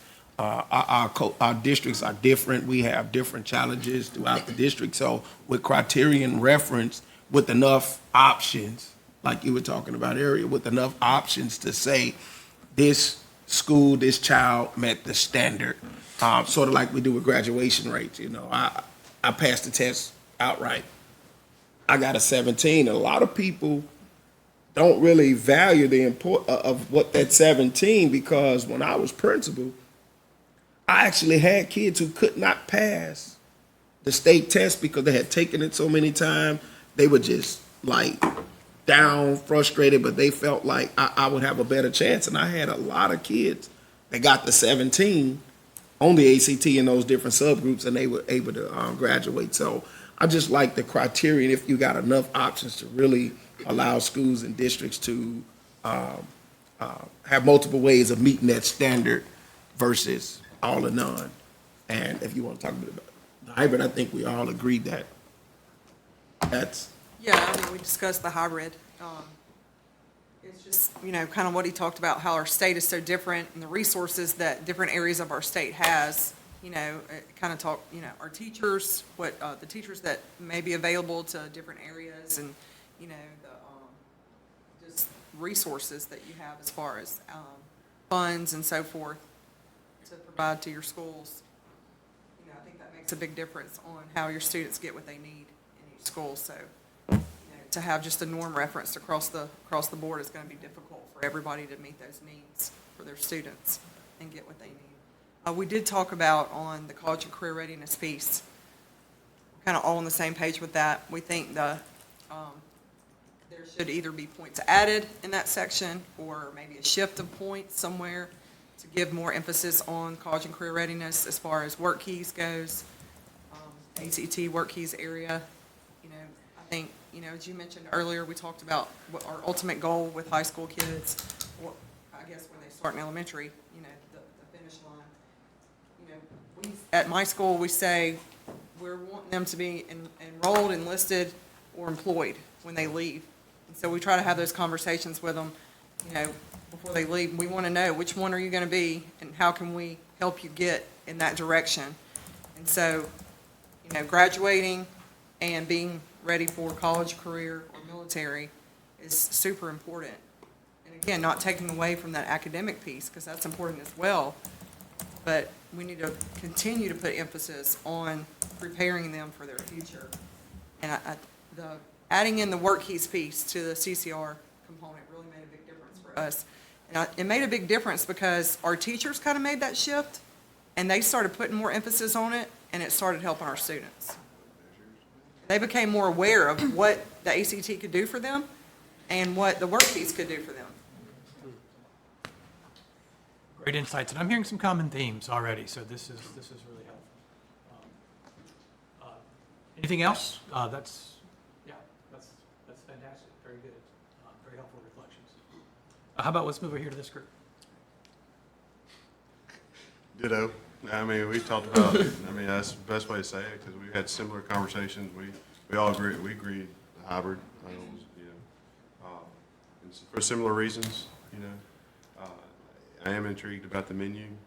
The only thing that I would caution would be make sure the options, those menu options, or if we go down that road, that they're valid measures that you cannot manipulate, or there's something that's fair for everyone, that they're valid measures and they're not arbitrary measurements that can be constructed, if that makes sense. That would be my only concern with those. Okay. I mean, Yeah. it's really, I mean, No, it does I don't line wanna- up very I don't wanna nicely with- restate what everybody else said, but those are the only things. Very helpful. Anything else, ladies? Okay. Yeah. All right. I'm going to talk, but I do want Crystal to chime in when she, because the third one was a little different for us.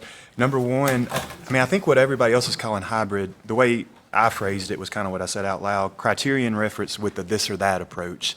I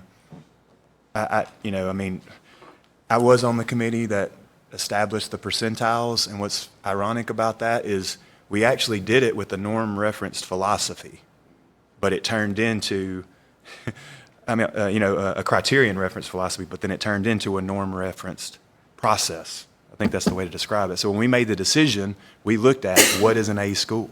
That's how we made the decision. Like, that's where we said everything. What is an A school? What is, the famous heat map, if all of you saw it. I mean, what is an A school and what's the indicator? What should the proficiency look like in the growth and the graduation? So we set it based on criterion, but then it turned into a norm reference process, which I always found interesting. I personally want to get totally away from norm reference complete process again, because I hate the competition. And want to get as far away from that as possible. So going into the number 2, that's really where I think where everybody really terming it hybrid, and I think we did agree there.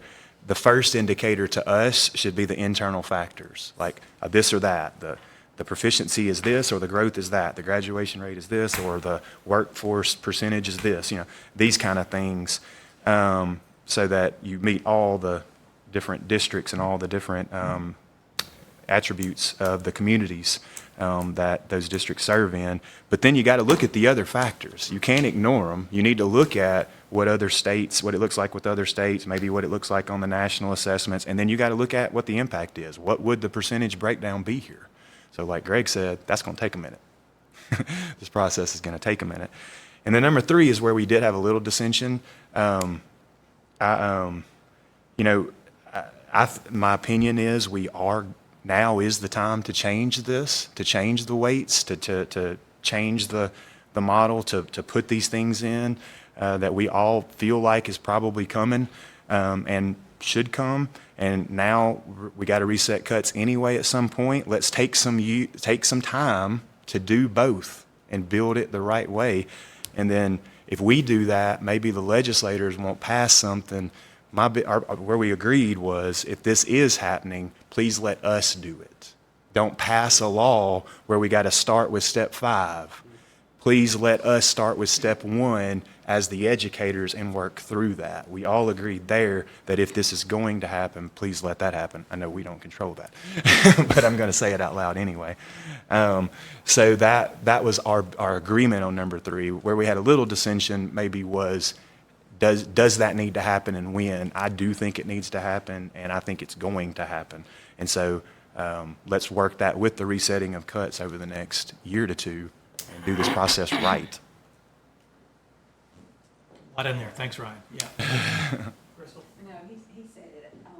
I do want to say, I agree with you, Jackson County, about the ACT work keys. It made a tremendous difference with our school this year, this past school year. And I think once the students realized the number of businesses that were requiring a work key score just to fill out an application, their mindset changed. So I think I agree with you on the work keys standpoint. But as far as number 3, definitely want to use the internal indicators, because as I was telling him, communities don't really understand the number of categories or how the categories are weighted. All they see is an A, B, C, D, or F. But the schools need a voice as to what's going to determine that. We don't need to make a knee-jerk reaction, because this is very important. Like, to me, growth is a huge indicator. Not every student is going to be proficient. Not every student is going to go to college. But we can grow kids. Okay. Dr. Hovenitz? I appreciate the conversation, and maybe I'm just not sure when we're talking about criterion reference with a hybrid approach, what exactly that means. So when I look at setting standards or expectations, I'm always first looking at what's the expectation we have for each of the students within the indicator for a school to earn points, and then establishing that criteria or expectation, and then how does it roll up? I'm not looking at whether or not the school is doing better than another school. I'm always looking at, is the student meeting the expectation, and is that expectation good enough? And setting a criterion-based, this is a good enough expectation, and then doing back checks on, does it meet the face validity criteria? In other words, are we saying 50% of our schools are D and F, which wouldn't make any sense because MAPE scores, you're in the top 10 on a lot of the MAPE measures. So then kind of backing off and really thinking about what does that look like? Or as Ryan had said, when we originally set them, using the normative approach that says, okay, we probably should skew maybe a little bit closer to A's and B's because we are so highly nationally ranked, but we don't want 90% of our schools A's and B's because that's not going to differentiate among schools. So I guess I'm really confused on what we mean when we say a hybrid approach, when we're setting performance standards for school letter grades. So that was one of the things I was thinking about. And then how we should be using these pieces of information, definitely starting looking at the internal. And I always look at this from a conjunctive perspective, or a compensatory perspective. The conjunctive perspective that the AYP used was, if you didn't meet any one of these 34 different boxes, you didn't meet AYP. When I look at school grading, I like the conjunctive approach because, or the compensatory approach over the conjunctive approach because it compensates for getting a bunch of low-performing students in your school starting in kindergarten. You have 4 years to work with them. Did you make a whole bunch of growth with them by the time they reached 4th grade and getting credit for that growth, even though the proficiency scores might not be as high as you want them to at the elementary school, and making sure that you can have that compensatory opportunity, whereas if you get a whole bunch of high-performing students and your proficiency is really high, do we still want to make sure that those students are making growth? Well, yes, obviously, giving you credit for making, proficiency, but also want to have that help from making growth. So looking at that, we didn't really talk a lot about the conjunctive versus compensatory versus disjunctive, but really thinking through that compensatory approach rather than looking at it and setting expectations for each individual indicator, saying, you can't be an A unless you have at least 60% of students proficient, but 100% of your students are making growth. Or you can't have, So I guess I'm a little confused about how we're using the terms criterion reference versus hybrid, and then really thinking about looking at all of the indicators in a very conjunctive approach, or a compensatory approach like we do now, rather than putting in a bunch of conjunctive decisions, or having a disjunctive model that says, if you do this one thing, then you get to be an A. A lot of rambling, but I No, not rambling. terms and I'm just getting a little turned in how we're using the terms. Let me see if, thank you very much. Thank you to you and your group and for everybody. This was really helpful feedback. Let me try my hand, a little performance task for me, at summarizing what I think were some of the high points from across the room, and maybe even suggest some ways that we might move forward from this, because it's a really important topic. And I know you guys were following this. I mean, embedded in all these conversations are some massively important decisions we really need to honor.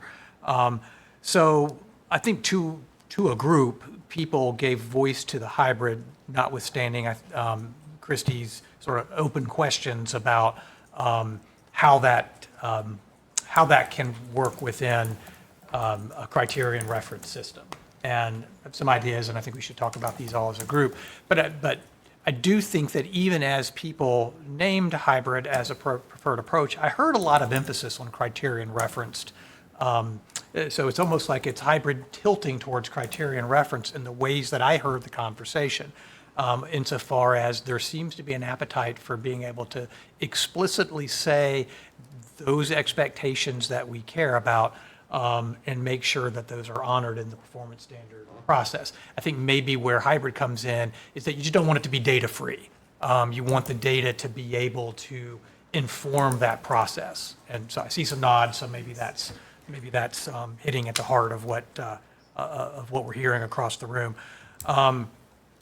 There was, and I'm glad we structured the agenda the way it is, because I think we're going to be able to flow nicely here. I heard a lot of discussion across groups about what indicators we need to prioritize.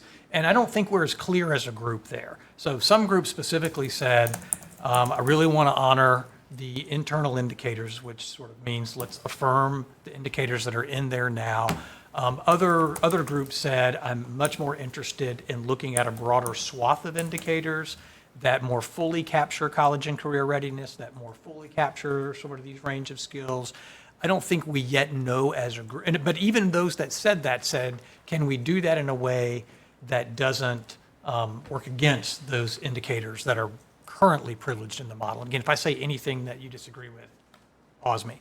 And so I think that's going to be an area where we need some more discussion, like what and how. So for example, do you want to change formal accountability measures, or do you want to look at more supplemental approaches like reporting and dashboards and things like that? I'm not making an assumption that you want to go either direction. I'm just saying, and I did hear many people say that while they had an interest in exploring a broader range, they didn't want that interest to keep us from doing things that were objective, valid, reliable. So that's a big task. And again, we've got a lot more conversation there to be had, but like what is it we care about, and then how are we going to care about it in terms of is it going to roll into the model or not? And I do agree with Ryan that the timing is setting up so that I think we could benefit from having this sooner than later. And just a little side, so Dr. Vanderford and I were talking while the groups were talking about the timeline. She reminded me, and it'd be good I think to remind everybody, that the performance standard timeline contemplates this impacting the 24-25 accountability scores. So we've got a little time. And I've suggested, and I'm not suggesting my suggestion is going to be the way it works, but one way that this group could respond to that from a timeline perspective is to say, why don't we continue the work over the spring to sort out these discussions, think about this summer being a chance to have a performance standard setting recommendation, and then going into the 24-25 year, the year for which folks would be held accountable to those standards, people would know before the year starts. If you could set it in the summer, then people would say, here we are, fall of 24, we know what's an A, B, C, D, that work's been done, and it was done with an eye for how it would impact 23, and also would enable, I think, MDE to say, is this going to feel, is this going to meet the board's expectations? Is this going to meet the legislative expectations? And there'd be some time to correct if for some reason that's not the case. So there's a little nudge about the timeline there. And yeah, I mean, I actually think one of the, one very interesting next step could be we could take some time as a task force to draft some of these criteria and to pressure test it among colleagues. Like you saw me earlier, like show you an illustration of one, like a C school is ... I'd love to know how much agreement there is on this committee about that. And then I'd love to do that sort of absent data and then look at the data. And then see, I think that'd be actually really time well spent as a group. And that doesn't mean that we can't look outside the accountability system, but maybe we start with what's in the system to inform where we're at. So I sort of said a lot, but let me pause to, is there, anything that you heard from your colleagues or from me that has inspired a reaction? The biggest reaction is that that it won't happen until 24, 25. Because there's a lot of us and a lot of things floating that, it's going to happen now. So the turn up is, okay, what's the pressure? We need to do this, but given that time, granted, it isn't a lot of time, but it eases a lot of elephants that's been in a lot of rooms. So that's the biggest thing that you've said. Okay. Kind of takes the pressure off a little bit. Okay, well, Dr. Vanderford gets credit for that, yeah. Well, no, but, and I have a lot of what-if questions. I mean, our legal counsel has left the room, but in the reading of the statute, we definitely met the criteria to reset the standards, but when we had some informal conversation at a state board meeting, when those results were approved, we discussed considerations like the impact that the change in the business rules as a result of COVID has had on our accountability system, and the fact that we still have some noise, That, as Dr. Domaleski just stated, this school year is underway. And then there's these conversations around potential modifications to the business rules around the stakeholder feedback that's been going on. Then we have these legislative changes that we discussed in Alan's update today. So considering all of that, when all of that goes into play, and we see potentially it dropping below the 65% in the fall of '24, can we ignore the law and not reset the standards if there's no substantial changes to the business rules? I mean, do we have to do it? I mean, do we have to do it now because the board has approved the results in September of '23? And all the what if. Am I making sense in what I'm saying? I mean, I we even move wonder- forward. yeah. I mean, I know we move forward because we've met the threshold, but then there's a lot of conversation that's going on that might impact what the board approved in September of '23. And if we drop below the 65% of schools and districts, then what do we do? And I wonder, like, And our changes are non-substantial. I mean, if our changes to the business rules are substantial, even outside of the law, that could force us to have to reset the standards if we substantially change the system. and take longer. Like I mean, I know we're talking a year and a half, but a year and a half, if we really change the model, oh, that's not a lot of time, honestly. And so, because then you got to build, okay, what is that? Like, we're building components, figuring out how to get data on them, and then we're setting standards on them. You got to understand the steps here. And so, if we were, my question again to the legislators would be, so if we're doing what many of them are asking us to do, some of the very high up people there are asking us to do, and we're building this model based on that way, would we get another year to finish that process so we could do it all in one? I mean, I know that's a big what if or whatever, but to me, that if we do, how much we change the model is the key part here, because that's got to be first. That's the first step. And again, we can have some further conversations with our leadership. I mean, we have our interim state superintendent, our incoming superintendent, and our chair of our accountability subcommittee here present today, so I'm certainly not going to get out ahead of the leadership. And Aaron's not in here, but we've already established the fact that a timeline is not in the law. The law says we have to do it, but the law does not provide a timeline in which we shall do it. So the shall on the timeline is missing from the law. And then there's no what ifs if, you know, because the law didn't take COVID into consideration in the changes to business rules. So we still have a lot of unanswered questions, but at the same time, we have to move forward with doing what and following the intent of the law. Can somebody just explain exactly each step in this becoming the law, the new law? For example, we're talking about 24, 25, but when we test, you don't really know what the results are gonna look like at that point. So is it like you're gonna run both models, give a comparison, take which one is higher, like things have done in the past, and then it actually becomes final 25, 26? What does that really look like? So I think you're talking twofold here. The first thing is the State Board of Education has the authority to promulgate the rules and regulations around the statewide accountability system, following federal and state law. So the law hopefully will not change. I mean, we believe that if we modify the rules of the accountability system, absent a change from the A through F system, that we would not need a technical amendment in the law, because the law is fairly broad in what it requires. So assuming that the law does not change, then the authority falls under the State Board of Education. And then we follow that process, which we are doing right now, from the stakeholder feedback, and then the work of this task force, and then the feedback from the Technical Advisory Committee on to approval and a recommendation from the Commission on School Accreditation that would go to the State Board of Education, and then out for the APA process that takes a minimum of 60 days to gather that feedback and then come to the State Board for final approval. So, I mean, that's a lengthy process within itself, but after all of those processes occur, it becomes a final board policy. So, I mean, we're hoping that we can accomplish everything that we need to accomplish without a change in statute.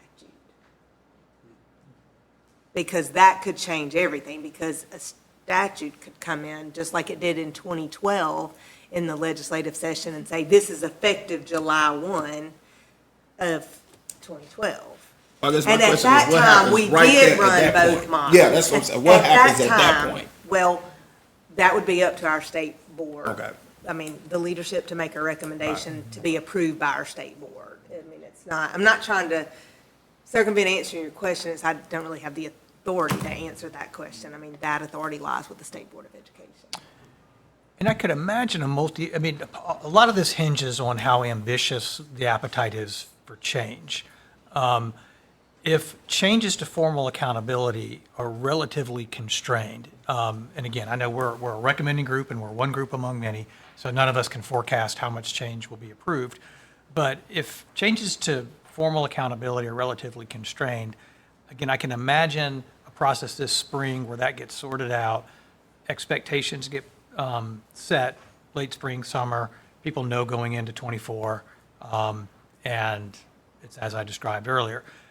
I could imagine, for example, more ambitious changes that need to follow a different track because it's going to take more time for research and development and impact exploration and things like that, in which case you've got performance standards on the legacy model moving forward, and at the same time, you sort of keep track of where you're going with potential changes. Again, you don't know if you need the two tracks yet or not, depending on what we're looking for. Like I said, is it supplemental, is it local, or is it formal and state? These are conversations we still have to have. The only other thing that I think impacts our ability to forecast this is whether something happens that causes the results to be unacceptable in some way. Just to put a finer point on that, let's imagine we make recommendations and they get approved this summer, and then you get the results of next year's accountability, and we're back to exceeding thresholds that wants the legislature to wants to take action again. So, yeah, so there's some things that are hard to forecast, but I think it's good to be able to sketch candidate timelines under certain assumptions. And I think that's kind of what I'm hearing from Dr. Vanderford and others. And I guess for me, I appreciate this conversation in regards to the timeline. Because one of the questions I approached my two wonderful gentlemen here was, with looking at this, the performance standard feedback form, when would all of this transpire, take place? What was the timeline? Because as I sit here thinking, and I'm just curious, how many actually knew about the cap before it being mentioned today of the growth and acceleration, honestly?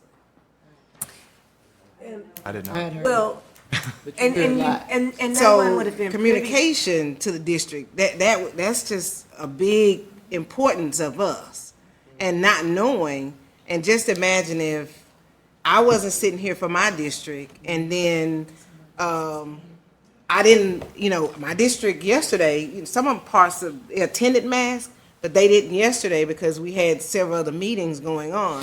So I just sympathize to those individuals that don't have somebody sitting in the task force or participating in the mass. So us just being transparent and communicating that timeline early would just be very helpful. I mean, she hit on it about scheduling. It's just a lot. And just, those are very important to me, knowing the cap and all of that. And I just didn't hear or know anything about it, and I was just curious if anybody else. If you were a growth school. Yeah. Or district, And you we know are. you in that 9 or 7, Yeah. who would drop back. Right. And I guess, piggybacking off of what she said and something Mr. Brown, I just asked him about, so how will this timeline work in our efforts? And if we need to revisit all that we're thinking about across this span of time, if by chance school choice becomes a big factor? And that's another point. Yeah. And going back to this preliminary report or audit findings that we have with the Office of Inspector General, it requires us to have all of our changes to our plan, Consolidated State Plan, which includes accountability, approved by the United States Department of Education before implementation. And Dr. Domaleski probably knows a little bit more about this, but Alan and I have conversations with our colleagues across the nation, and there's some states that have had the submissions longer than a year that are still waiting approval and feedback. I mean, ours has been there since May of '23, so, with some adjustments. So, I mean, this is not any, that, if that is required of us, we would be at the mercy of the Department of Education to grant approval before implementation. And on the cap on the components part, that's a relatively new development that came as feedback from the U.S. Department.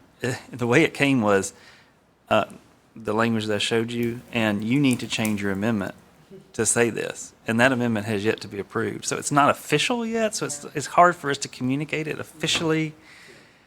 You know, so we're trying to give some heads up as best we can. That's the best I can. I mean, we've mentioned it to the State Board Subcommittee. We've talked about it in the Superintendent's Advisory, and maybe, you know, it just becomes part of the conversation because there's so many pieces of the puzzle to this. And there's so many factors that influence it at a very important time, you know, and that's why I keep saying, hopefully we can do this outside a technical amendment, because a law could come in and be very strict, just like it was in 2012, and we ran the system, both systems, in 1 year. And provided the districts, this is what you would have been if we were still under the performance classifications of star, high performing, all the way down to failing, those 7 performance descriptors that we had, versus if you were to get a grade. We did that first year of the EL component. That's right. The old way we did it, and then we did it from the science test. And Yeah, we did it to comply with federal. Precedence has been established to do something that but again, if I can't sit here, nor can Alan, and say, that's what we're going to do, because we do have leadership at the agency that we report to, as well as the authority of the State Board to promulgate. Do you have the liberty of saying whether or not the extra weight is there, but it can't go over 100, or you take the extra weight out, therefore it never goes over 100? No, we don't have that liberty. That's been directed to us from the Department of Education. I mean, like, the slide that Alan showed early on in his updates provide the sections of the law, the federal law, that prohibit us from doing that. No, I'm saying, you're saying to go over 100, right? Right. What I'm saying is, are you saying you can still earn extra weight, but you can't go over 100? Or are you saying you take the extra weight away, therefore you can't go over 100? Oh, no, you can still get your extra weight. But you just can't go over, okay. Right. Oh, I'm sorry, I misunderstood your question. okay. You're talking I about just the wanted to know, did you still have 1.25. I'm yeah, sorry, okay. I apologize, I misunderstood your question. Yeah, and there was a comment that I received yesterday at Mass from a high performing school or administrator, you know, that her concern was, as a high performing school, she's effectively losing 13 points on her math growth. So she had projected 113 for her math growth for this year. And she felt like it was unfair that her school was being, as she said, penalized just because they're high performing, whereas a lower performing school gets all their points. And I don't know how to react to that, but I hear it. I don't know if anybody has any thoughts on that, how that affects your school if you're high performing. I mean, it is kind of one of those things, it is what it is. Does that make sense, though, her comment? I would tell you it affects both. If you look at the state file from last year and sort it highest to lowest by the people that were over 100, the truth is it's all over. Yeah, I was going to say it's all over. Low performing, It's all over. lower proficiency, more of them were over 100. So Well, there is I mean, again, we can take this up as a task force. It's not my job to sort of tell you guys how to handle it, but I can help shape some ideas. If differentiating among high levels of performance, if the absence of that is a policy concern that this board wants, or that this task force wants to make a recommendation on, there are technical ways we could look at that, and the timing sets up, and the way that we could, so if the ceiling is too low, you can drop the floor. And if you're doing that at a time in which performance standards are on the docket, you see where I'm going here? Like if you remove the points, or if you adjusted down the points by X%, then you'll get that differentiation at the top end, right? Now, again, you have to ask yourself, is that a compelling rationale from a policy perspective that you want to pursue? If the answer is yes, there are technical ways to do it, and it just happens to line up nicely with the fact that we're looking at performance standards. So if you tell everybody your number of growth points are going to go down for everybody, that by itself is going to, people are going to go, oh, no way, no thank you. But if you say, but we're reestablishing performance standards for the entire model so that it doesn't necessarily create, it doesn't necessarily make a prediction about the impact of that for anybody, then the timing is available. Problem's the timing is different. So Alan just said the cap has to go into Couldn't be effect done right away. now. You're right. Then the resetting the cuts, we have to do it the early, or we're thinking next year. It'd have to be done in combination with the timing. You're right. Take away that 1.25 option, which is what I hear you saying, and make that one, the extra weighting would be a consideration, or what the question was. If you did that right now, people would lose their mind. Right. So an example of what Dr. Domleski was mentioning would be something to the effect of, if you met growth, you get a half a point. If you exceeded growth to a certain extent, you get 3/4, or if you get advanced, you get 1 point. Or you just shift everything down, you know. And I suppose another approach could be, and again, all of these, like we can lean into these conversations and we can present you models if you're telling us this is of value to you, colleagues. But I think the primary concern was you're exceeding a ceiling that you've put in there. So, so propose another ceiling. That's another class of approaches, to say now the cap's not 95, now the cap's 115. But those points have to come from somewhere, so you have to say where they're going to come from.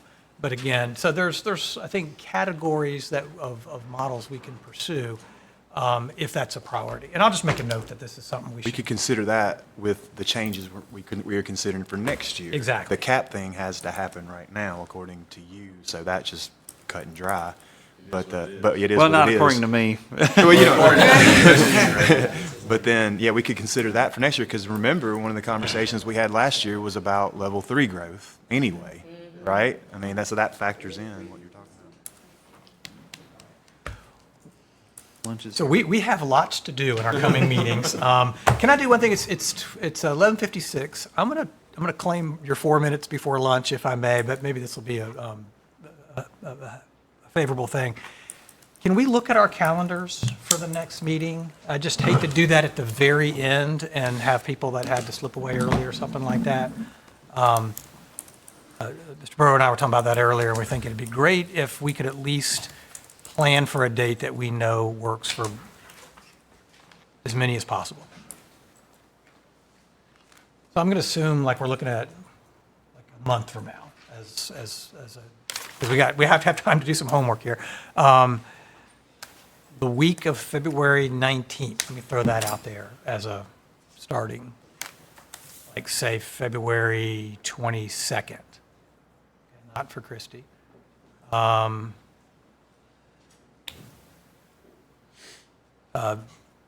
February 20th, that's a Tuesday. I like the 20th. I like 20th. Like 20th. 22nd, I got DTC. I can't do the 21st. I could do Friday the 23rd. I think some people might not prefer Fridays. Did but- people say no on the 20th? But Oh, that week's out for Christie. oh, that whole week? Yeah, okay, say no more. We'll look. The next week is out for me. So we'd either have to look at the week of the 12th, which is a tad bit sooner than I'd prefer. Oh, we got so much to do. We got a lot of meetings. All right. Let's look at the week of the 12th, because as I get into March, it's not looking great either. The 13th or 14th. Nothing you'd rather do on Valentine's Day, right, than Accountability Task Force. 13th or 14th? Somebody said 14th is better. That whole week's good for me. Christie's like, come on. About the 15th. You got the 15th? Well, that's our state board meeting. Oh, okay. Can't do 15th. Let's say, how many people could do the 13th? All right. How about the 12th? That's a Monday.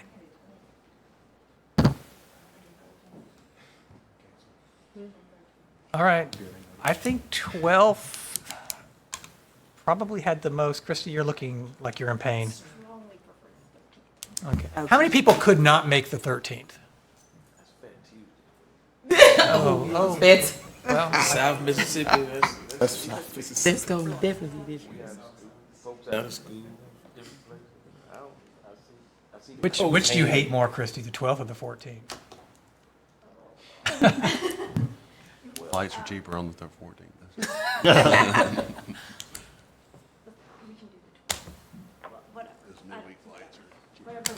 It does seem like we have a critical mass on the 12th. Monday, the 12th. Okay. If we started at 10 rather than 9, do you get a flight in without having? I can check it. Sometimes that 10 o'clock helps with a lot of folks that have a distance to drive, and that would keep you from having to use any travel time on Sunday if we started at 10, potentially. So kindly put a hold on the 12th. If that needs to change, then we'll communicate. But it's nice knowing that we've got a date that seems to work for. And Christy, I mean, we want you here in person, but if you had to be remote, we'd make that work. I mean, I could bring Al in or something like that, yeah. All right, we have lunch. Let's adjourn for lunch. We've got an hour for that, so enjoy, and we'll see you at 1 o'clock.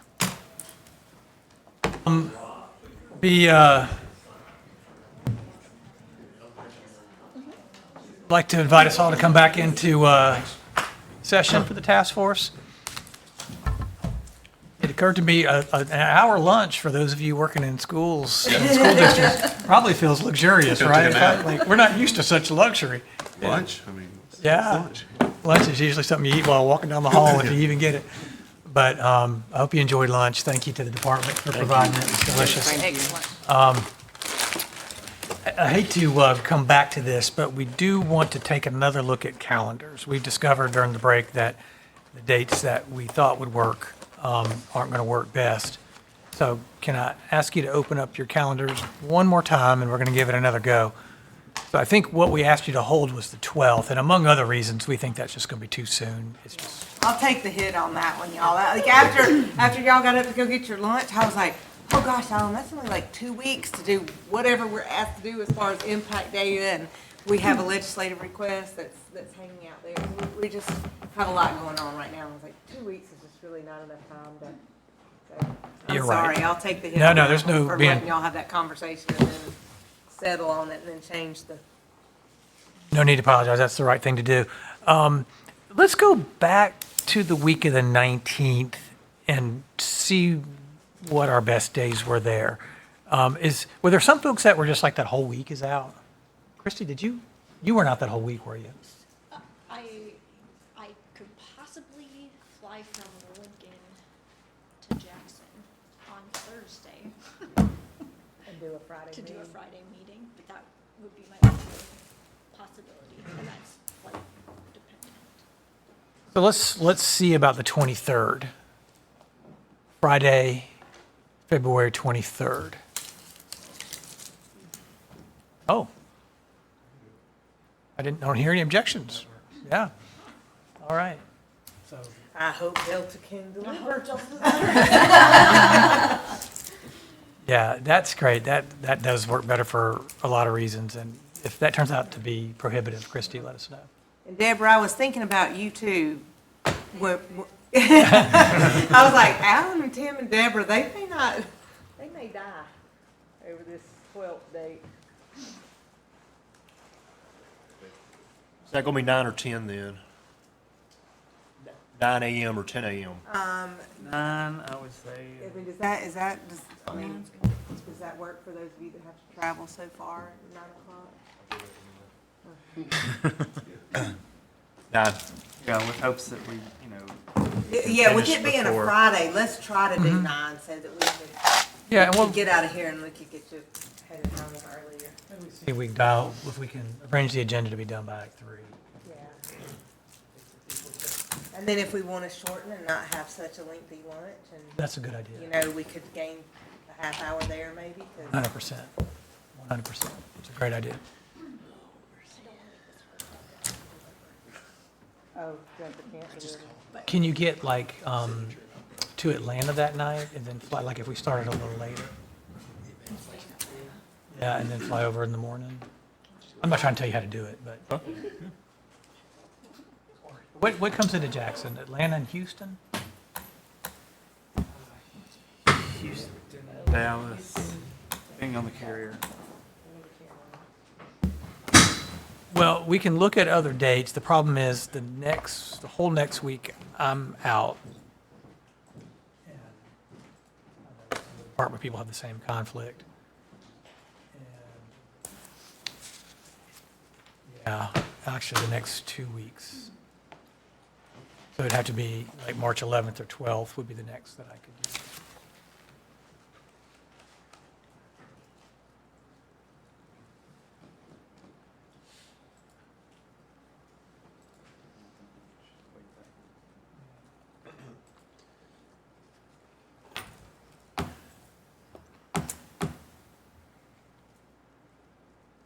Is that going to be an option for you, Christie? You're still checking? Well, maybe Delta just doesn't know what to do because it's saying I can't even fly to Atlanta. Oh, whatever it is, I'll figure. Okay. Well, let's keep our hold on that date, and we'll let you know if we need to reconfigure that. So let's shift to our afternoon discussion. And as I signaled earlier, I think that our prior discussions tee this up well. Alan, I think you were going to give us some reflections to start off with regarding some of the proposed changes that you've been hearing, some of which I think have percolated up a little bit. And as part of this, I need to pass. I think there's way too many of these, but we'll just grab them.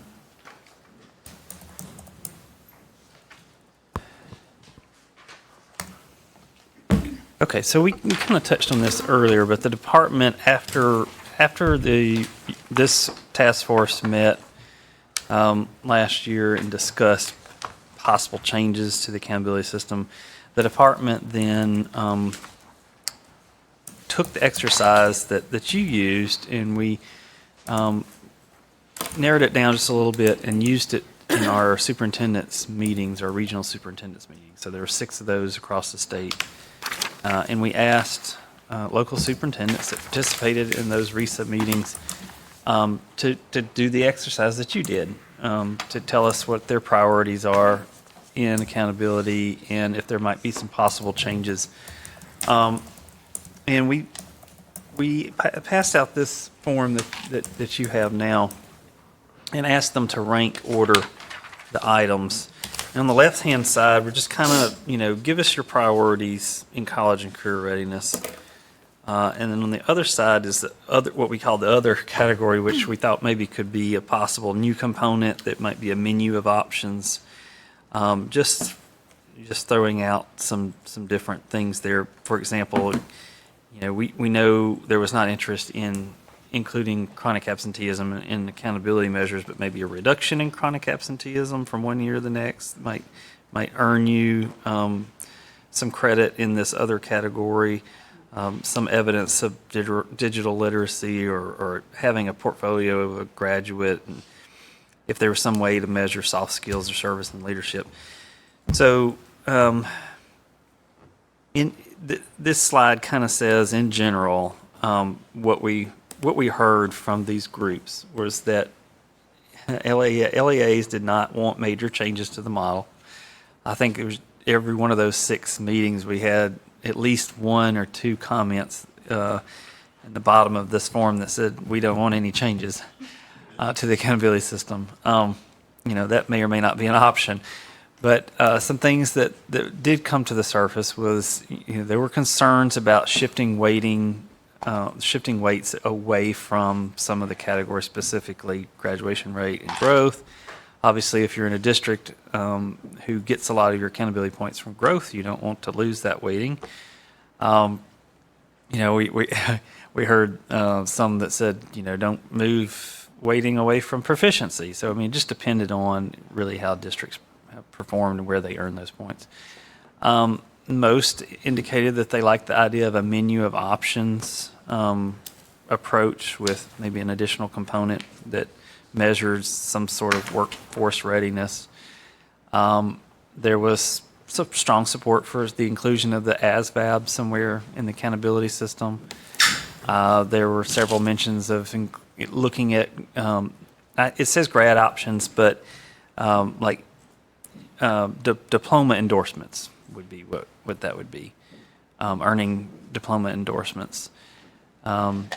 A reduction in chronic absenteeism seemed to be something that was feasible, or there could be some appetite for looking at that. So, not necessarily chronic absenteeism rate, but a reduction. And then there's still strong support for ACT and work keys in the accountability system, and I think we heard some of that today as well from your feedback. So we did that with the superintendent groups. We wanted to hear from them specifically because we've also heard, just some other ideas of what local superintendents wanted. So we kind of wanted to hear from them themselves. The other thing that the department did was meet with some members of the workforce, or also called the workforce group, but industry leaders. I think this is the next slide. And so this next slide just lists out who was in that first meeting. We did this same exercise with these industry leaders and asked them, what do you value in a graduate from a public school in Mississippi? And this is a list of those things that they, in general, were looking for. It's leadership development, teamwork skills, organization, time management, attendance and timeliness, critical thinking and logic, communication skills, public speaking skills, interpersonal skills, life skills, and emotional intelligence. So those are all great and wonderful things, difficult to measure, difficult to incorporate in accountability, but it makes sense that if you are looking to hire a workforce, these are the skills that you really want to see in your hiring pool. So that I say all of that to say, the department has taken the exercise that you did as a group last year and moved it through these groups to try to get their impact and their feedback as well. And we've learned some other things outside of just accountability with this process. That is that there are things that the department can do better to work with the workforce community, to communicate more with them and adjust policies in public education to maybe help them to achieve some of those things they're looking for that may not necessarily be included in accountability. But we want to talk about it since you're the accountability task force. We want to talk about what those options may still be for accountability. Thanks, Alan. Yeah, thanks for getting us launched in a productive way and knowing that state's continuing its efforts to get feedback and to share that. And yeah, everything Alan said, we want both to continue our explorations that we started last year, and we want to, we don't want to assume that any of the things that we were left with last year continue to hold. We want to give you a fresh opportunity to provide advice and perspectives, which I think is warranted given the conversations we've had. So we've structured the conversation like this. I'm going to give you a very high-level scan of what we're seeing with other states in accountability. It's very high level.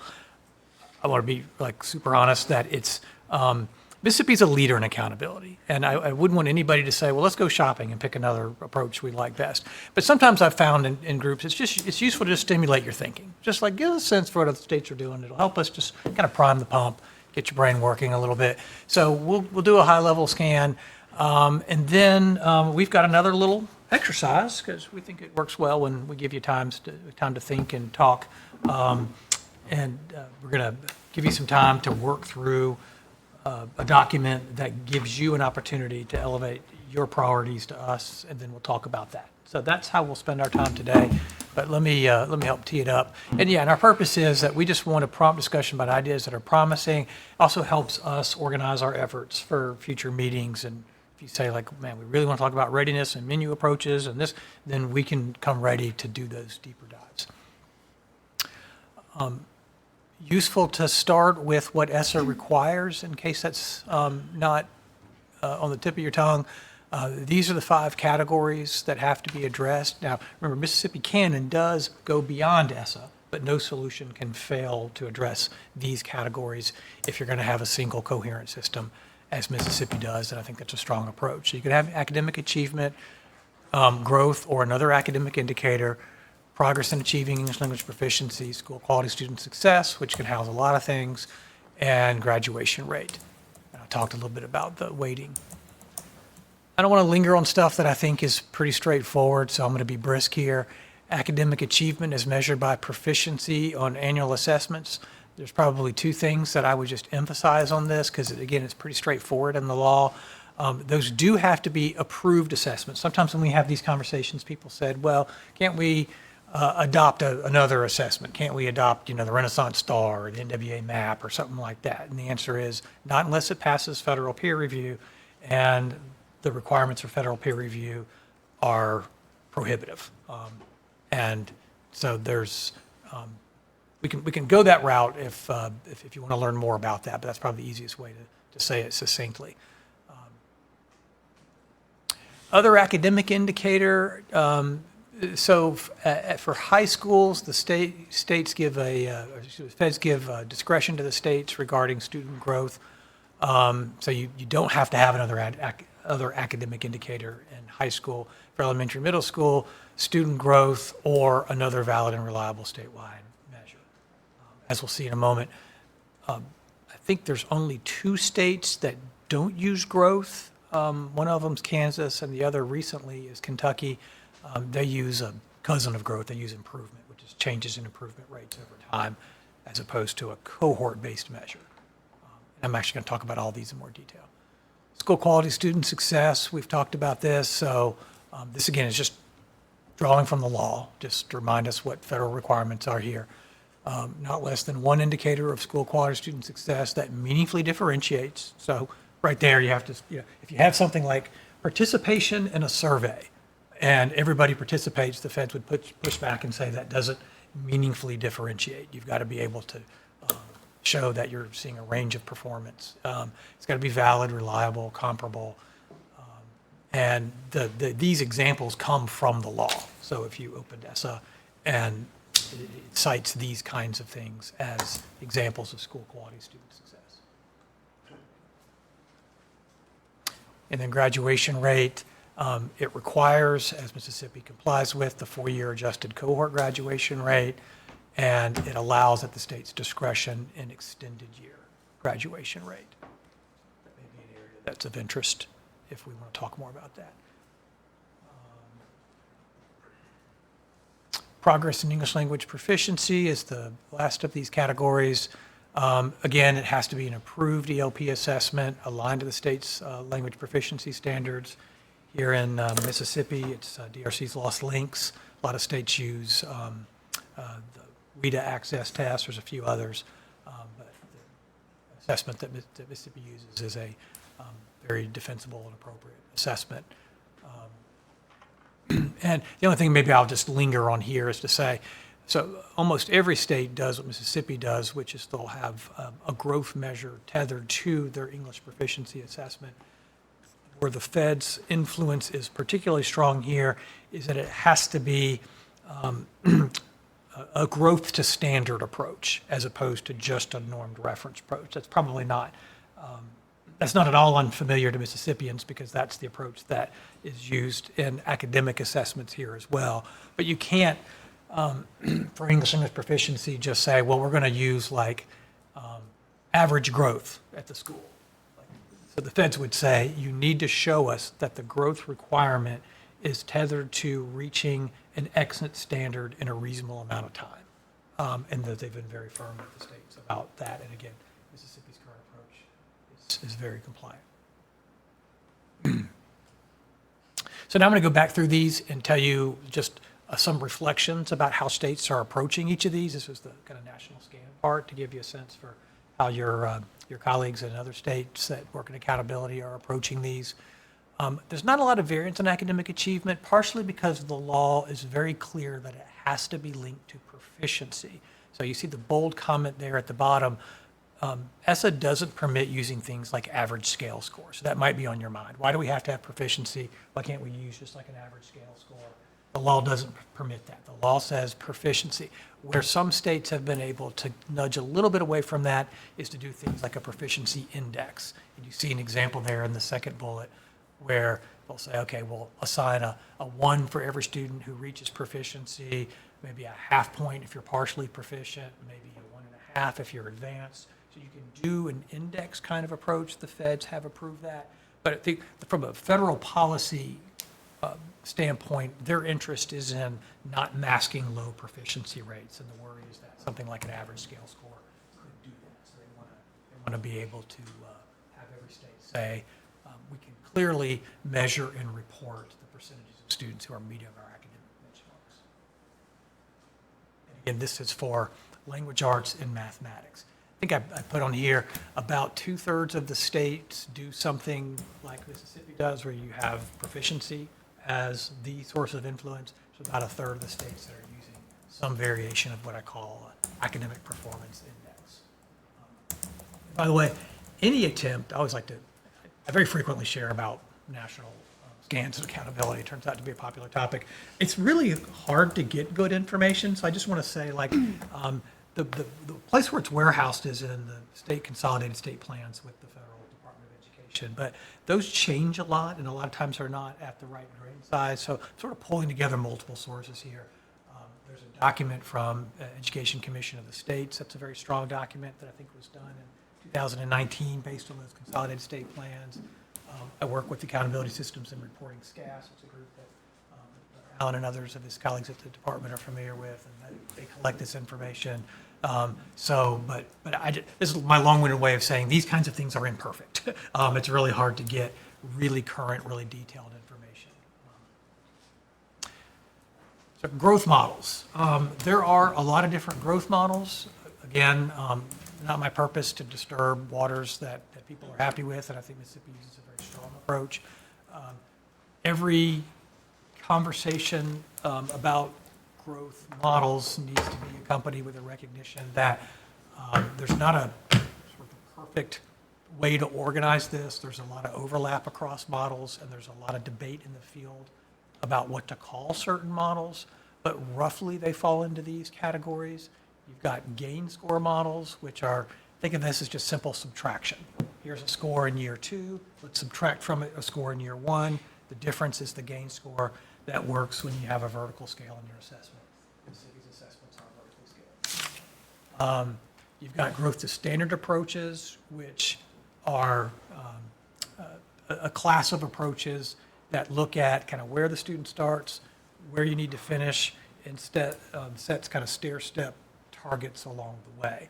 The fact that Mississippi uses a value table, which is third row, has components of growth to standard, because you see that each of those performance level categories sort of serves as itself a benchmark for which there are awards. And so again, we call those either categorical models, value table models, transition tables. They go by a lot of different names. There's a lot of states that use that. The next slide will show just how many. And it's, it's very appealing because it is tethered to standards. It's pretty clear to implement and to explain to people. So that's pretty widely used. There's a lot of states that use growth percentile methods, and I think that's the one that's most commonly used, where you describe growth for a group of academic peers in terms of percentile units. So you would say, like, if I grow at a rate that's typical of my academic peers, then I might get a growth percentile of 50. If I grow at a rate that exceeds 90% of my academic peers, I would get a growth percentile of 90. Often states that do that will also put a standard on top of it, because maybe one limitation of that kind of model is that even if I grow at a high rate, if I'm well below the standard, there's nothing about even a favorable number that communicates that it's growth to a destination in a reasonable amount of time. And again, we could talk all afternoon about this. I'm trying to just give you the top of the fold piece, but let's just call that class growth percentile.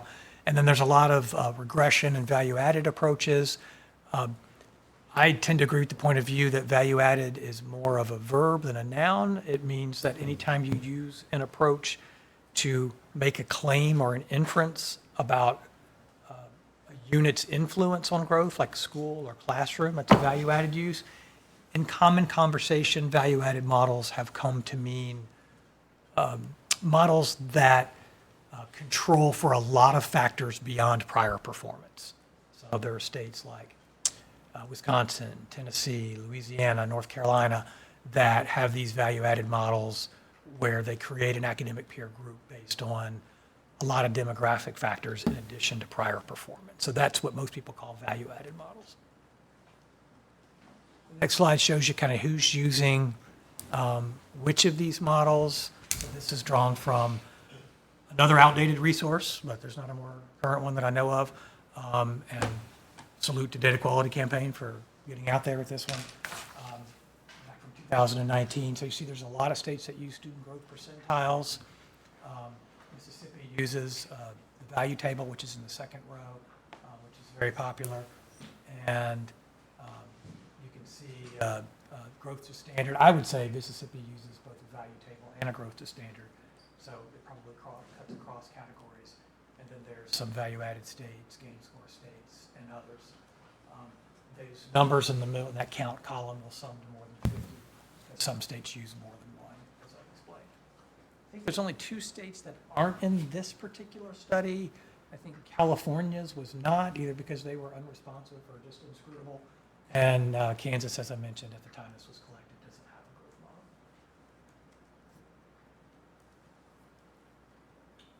growth model. I collected this based on information that I had, and it's hard to read, isn't it? I can't even hardly read it. But I think the range is what I wanted to share with you. Let me say about. Let me pull it up on my screen so I can say more about it. This just shows, like, for states that use a composite like Mississippi, how much weight are they giving to growth? And so the weights start from lowest at the bottom, where the bar is the smallest, to the most at the top. And that range, which you can't read, I apologize, goes from 20 to 50. So the most that any state gives in terms of effective or policy weights to growth is 50. The least is 20. It looks like most states are in that kind of 30 to 40-ish range in terms of the weights they're giving to growth in their model. Look like you were going to say something. Well, Mississippi gives more than 50 in Florida. So 4 to 7 components. 700 points. Yeah, that's a good point. Yeah, but it's 1,000 point or district. This is for elementary and middle. Okay, so we'll have to take a look at that. But that's, I guess the takeaway there is Mississippi is on the upside of how much influence they're giving to growth.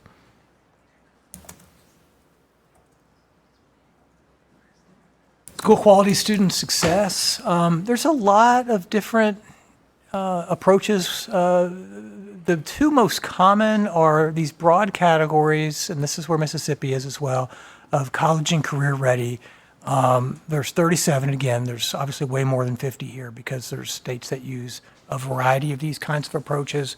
So a lot of states do something similar to Mississippi. Nobody does exactly what Mississippi does here with college career readiness and acceleration. But they've got, it's a very common approach for states to create a list of qualifying post-secondary credentials and then to award attainment of one or a number of those. And this is where we see a lot of these menu approaches in place across states. So it's a very common approach. And you see a lot of states also use chronic absenteeism or attendance, some version of that. So this is interesting because this came out when most states submitted their ESSA plans. This was by far the most popular. We're starting to see some states back off of that And by the way, if you've been following current trends in chronic absenteeism, they're way up. And so historically, states were finding that this wasn't particularly contentious, but it's getting more contentious. Just for context, the reason why most states put this in there is because of when the feds proposed rule regulations, they specifically cited that attendance or chronic absenteeism would be an approved SQSS indicator. So that's why you see that so frequently, as it was a suggestion by the feds. The third most common is that academic achievement. This is where any state that wants to have academic achievement, and apart from ELA and mathematics, you've got to call it school quality student success or something else, because feds don't call it the academic indicator. That drives some people bananas, but that's just the way it works. But it's kind of a distinction without a difference, because you can still put it in the model and use it the way you want to. It's just that people like Alan put together their federal plans. They can't call it academic achievement. They have to use a different category. But a lot of states do add, pardon me, a lot of states do add science, social studies, and other measures that are required. But there's, I think, some important policy reasons why that's done. We're seeing just a handful of states do things like school climate. On track is something like credit accumulation on the way to graduation. So a fair number of states are doing that. A few are doing dropout rate. And I don't even know if, I think it's 6 or 4, or whatever that number is on discipline, are still doing it. So that one is not common.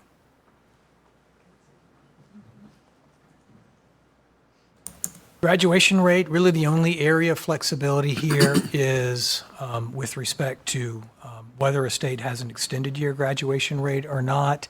And I'm happy, by the way, to give everybody these slides so you can peruse them later. This also may be a little bit hard to read.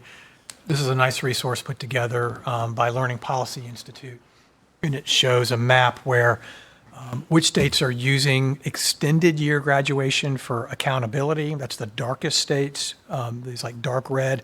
Which ones are using it just for improvement? That's a little lighter shade, so like California, Idaho. And then other uses, I can't even distinguish the shades, I'm going to be honest with you. But there's a few that are doing that.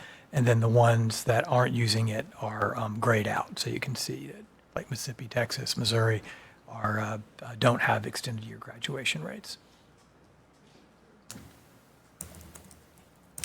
And there's not a lot to say about EL progress. There's so many different ways to measure progress, and they're very test dependent, but this shows the distribution of state EL assessments. You see this sort of turquoise kind of color is WIDA access. That's a very common one.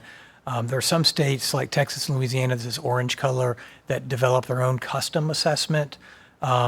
Mississippi is one of a few states that use Lost Links. I think that's Connecticut over here that's also using Lost Links. And then ELPA 21 is used by a few states. So this will just tell you the different assessments that are used. And although there's a lot of different methods, there's about as many methods for progress on language proficiency as there are growth methods. So some will use things like student growth percentiles, but tether it to a percentile target. Some will use value tables, some will use regression methods, but that's at least a scan of what we're seeing in terms of the assessments that are used in this space.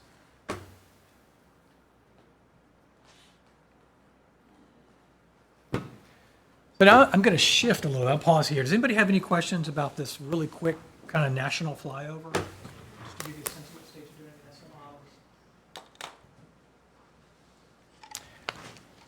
Because a lot of the conversation, and Alan teed this up nicely in his opening remarks, and I think many of you signaled this in your remarks this morning, is about, I'm going to call it broader measures that matter for schools. And rarely do I have any accountability conversations with any state at any time that this doesn't come up. That, one of the most prominent critiques of accountability models is often they're very heavily influenced by performance on ELA and mathematics assessments. We know there's a lot more that matters when it comes to quality schools and reflecting the great things that are happening in schools.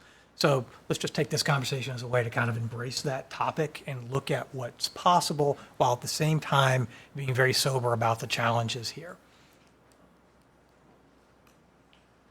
One of the first things that comes up, and if you're the kind of person that this is curious or interesting to you, spend a little time going through some of these models. This is my friend and colleague Chris Brandt put this together, and I'm using a term that he shared with me called the jingle jangle problem. He says it's so hard to even start these conversations because there's so many models and so many terms. Sometimes you can't even get out of the gate talking about this because somebody will say, oh, I call these habits of mind. Somebody else will say, no, these are 21st century skills. Other people will say, no, these are durable skills.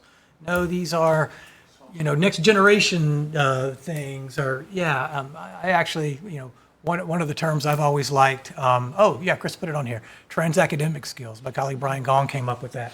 I think I'm the only one, me and Brian, that use that, and everybody always looks at me and goes, what are you talking about? But there's just so many models and so many frameworks for this. Now, it turns out they all overlap a lot, but they use a lot of different language to cover some very similar things. And the next slide, actually, I'm going to skip ahead and then go back. When I shared this with you later, you can get this link. If you can see it now, you can jot it down. But there's this really cool website. It's out of Harvard, and they have this SEL lab, Social Emotional Learning Lab, where they've taken as a task of describing all of these models and how they're similar and how they're different. And they have some really cool visuals there at that website. So you can go, and these are just some screenshots of some of the visuals you can produce, and you can say, I want you to compare like the CASEL model with the 21st century skills model, and it'll show them how they intersect, where they're similar, where they're different. So there's some fascinating resources if you're somebody that's inclined to explore this a lot more fully.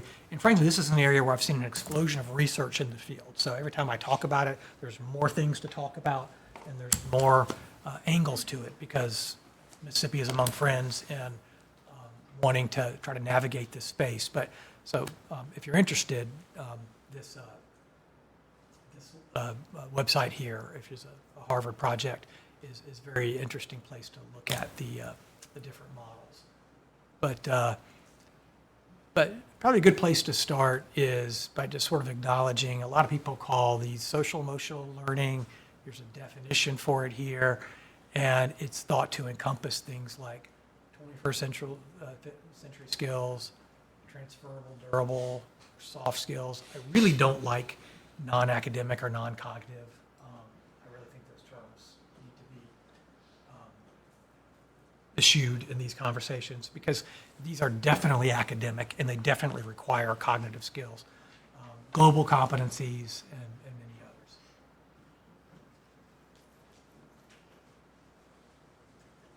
One of the first and still one of the most prominent models, so if you're saying, hey, Chris, this is overwhelming, just give me a place to start, I'd probably say start with CASEL. If you want just one place where you can see a pretty good illustration of a set of competencies that span a lot of the concepts that we're talking about here. CASEL still does a very strong job in communicating that in what I think is a very persuasive way with their CASEL wheel. And I won't read all of it for you again. I'll mostly encourage you to take these slides as reference points. But you'll see here they put at the center of the wheel the social emotional learning, and it's thought to comprise things like self-management, responsible decision-making, relationship skills. And again, anybody who's ever worked with students, been a parent, these guys, you'll know, yes, this should speak to you. You know that these broad set of competencies are absolutely essential to students being equipped with things they need to be successful in school and life. Another framework I thought we might just hover over for a little bit is David Conley's 4 Keys framework. It's also gotten a lot of play. I don't know if anybody's ever heard of this. And he's got this nice shorthand for it: think, know, act, go, that I think plays very nicely.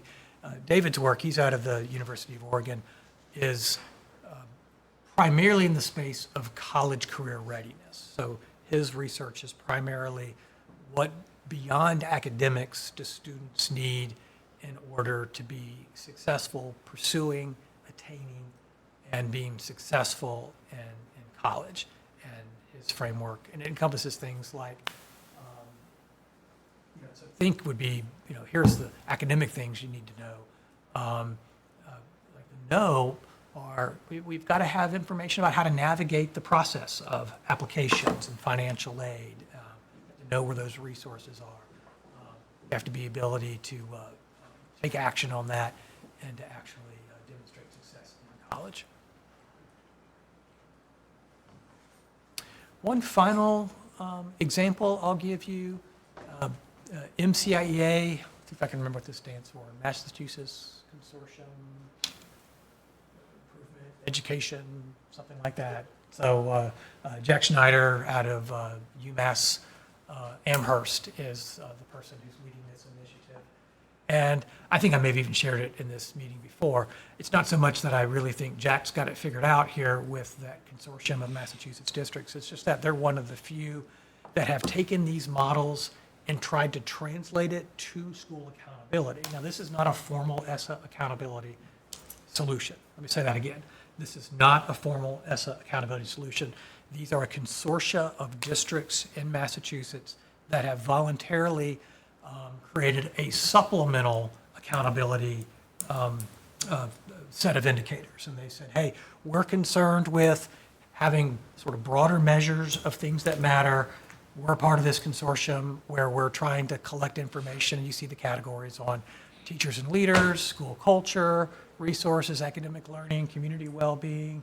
So for our purposes, it gives us an example. If you said, well, who's trying to collect and report this in a systematic way that looks like accountability, this group of districts is about as close to any that I know about.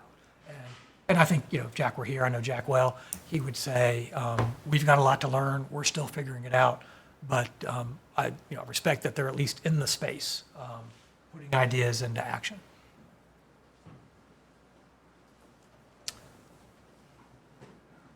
Probably talked about Campbell's Law before, have I? Can't have this conversation without talking about it.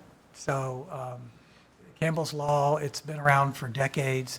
And the shorthand version of it is the more consequential the use of any indicator is, the more likely it is to be corrupted. It's particularly true with the range of indicators that we're talking about. So if I went around the room and I said, who thinks parent engagement is really important for school quality? You'd say, absolutely, parent engagement. And then but I bet if I started throwing candidate measures out there and said, number of PTA meetings you're having, attendance at PTA meetings or whatever, you could easily dismantle those, right? You could easily say, well, number of meetings doesn't tell me anything. I could corrupt that, or attendance at meetings doesn't tell me anything. I give away free pizza. Doesn't mean anything's going on with the parents there. So there's it's just so easy to corrupt these. So it's just good for us to kind of come into the conversation saying, we know it. We're going to be the brave souls that are going to enter this space, and even with the knowledge that it's very easy to sort of lose your anchoring when even something like school climate, which you can say, okay, well, I can give a school climate survey. We've found, and research shows, that if you give a school climate survey and you say, we're just going to report the results back to school and district leaders, and they're going to use that to understand the environment and to make changes, that's one thing. If you give a school climate survey and you say, this goes into our A through F school grade, that could be accompanied with behaviors where people are saying, I don't know if so much we want candid feedback as we want feedback that looks like this, because this matters so much. So again, all we're saying, and I'm not saying I don't think that professionals won't act professionally, but that we just need to have our eyes wide open whenever we have these conversations. So, okay, that's, I'm going to stop here before I go into the next slide, because next I want to give you time to talk and share, and I'll tee that up in just a second. But I feel like I should pause here and give people a chance to ask questions or give any initial reflections. Christy, like me, works with a lot of states, so you may have some reflections based on your work with states that you'd want to share. So open floor for a moment before we talk about where we want to go next. That's my biggest concern. I mean, just be honest. The gaming the system, you know, tell people all the time that's what my golf bag is a number 2 with the eraser on it. That's a whoop.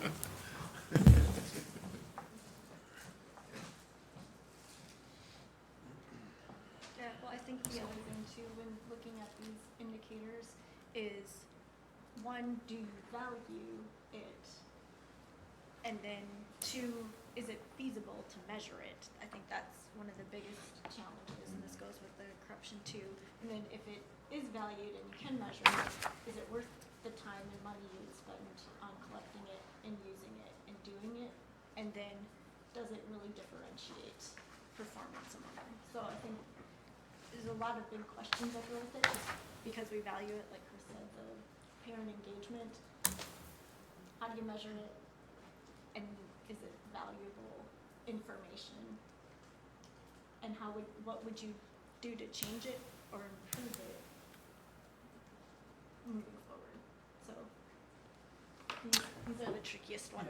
So we're trying to hold two thoughts in our head at the same time. We're trying to hold we're aware of the challenges, so we go into this knowing that it's not for the weak-kneed, but at the same time, we care about this, and we don't want to just shrug our shoulders and say, we can't do any better. And so that's why we've assembled a great group of thinkers to talk through this and wrestle with this together. So what I'd like to invite you to do, and do something kind of similar to what we did this morning, although maybe you'd be willing to let me shake up your groups a little bit, just so you can get to know some other folks. And I'll suggest a way to do that in a moment. But let me orient you to where I hope we can spend some time. Another document that we will not collect. It's just for you to organize your thoughts. And we've put on this document sort of a few categories of indicators. And if you'll take a look at the document with me on the first page, there are the indicator categories that you're familiar with that are currently in the accountability model: academic performance, growth, graduation rate, college career readiness and acceleration, progress in language proficiency. And what we're asking you, colleagues, is first blank cell is this a priority for us to talk about more? You don't have to have it figured out. Just say, if you say it's a high priority, then you're saying, I really want to talk about growth more. You're not necessarily saying what it is about growth or graduation rate or whatever. But if you do have some thoughts, put that in the next category, or the next cell. So maybe a graduation rate. You say, it's a high priority to talk about, and in that next cell you put, I'd like to talk about the possibility of extended year graduation dates. That would be an example. And then the next category, I'm calling these broader measures of school quality. And there's just some big groupings there, things like engagement, which include attendance, absenteeism. I won't read all this to you. You can see other indicators of performance, other post-secondary readiness things. Same thing, colleagues. Tell us, is it a high, medium, or low priority for us to focus on this? And then if you know ideas or areas that you think we should be addressing with this, tell us that in the far right column. For engagement, for example, you might say, the high priority, we really want to talk about chronic absenteeism. And then the last category, and this is where we're really getting sort of further afield, but don't let it be said that when you come to the Accountability Task Force, we don't take up a broad spectrum of ideas. These are inputs. Very rare to find in formal accountability models, but there's a lot of research and discussion about that. So when I say research inputs, I mean these are things that schools and districts are doing to ensure that there are opportunities for students to learn. Things like access to effective teaching, access to courses and curriculum, access to supports. Again, not putting our thumb on the scale, but if you think some of those inputs should be considered, then tell us. The other thing that you might note as you go through here, and again, we wanted to keep this as streamlined as possible, you may say we've already failed, is if you have thoughts about whether or not your ideas are for formal accountability or for just things like, I just want to research this more, or I just want to talk about how to report it, you can jot that in the far right column. So this is really just for you to take your notes to tell us what you care about, how high a priority it is, and what initial thoughts or recommendations for how we can follow up on it are. Won't take it up, but we hope that it helps give a little wind at your back to some conversations. And we've given you some of these broad considerations at the top you might think about as you fill it out. And that's it. We're going to do the same thing we did before. Take 5 to 10 minutes to work on it individually. I just like to give you a little space to think before you have to listen to a lot of voices in your ear. And I'll let you do that, and then I'll suggest how we might group up in a different way. And we'll pause the recording for the next 10 minutes. Maybe even longer, because then they're going to go to group discussion. Okay, after we finish group discussions.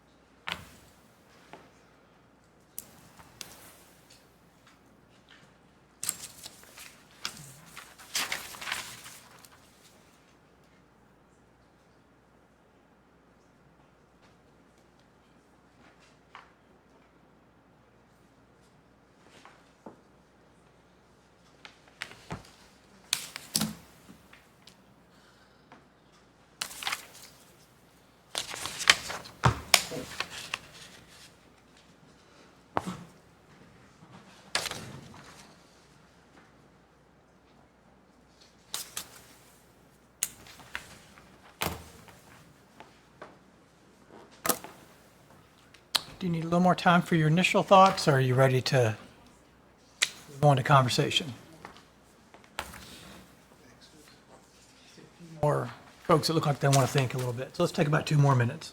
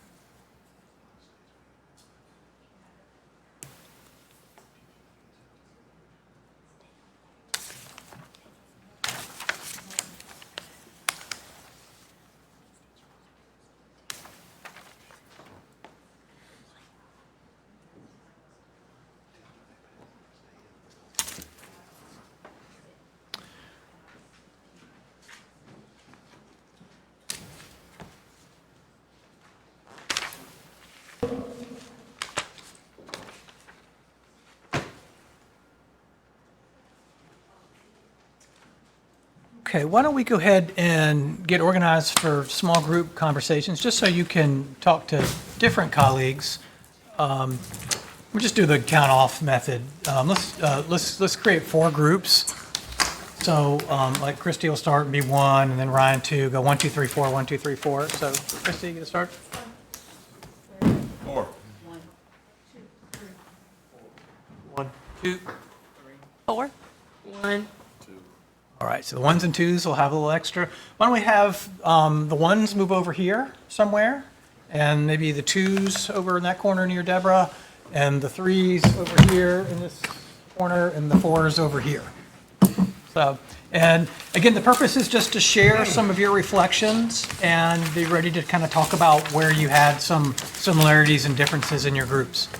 Let's share a little bit of, I know all your groups are unmixed again, so we'll have to do this as well as we can, but kind of want to do the same thing. I'd love to just go groups 1 through 4 and hear what were some of the highlights in terms of both what did you want to prioritize, which again will help us to decide how to shape future agendas, and to the extent that you had advice about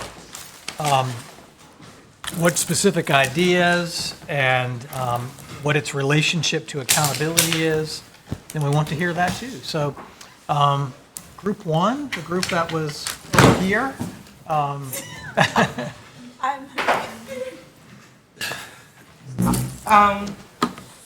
Well, I'll let our other colleagues of group 1 chime in as well, because I only have one thing that was very, very important, and you can prioritize this.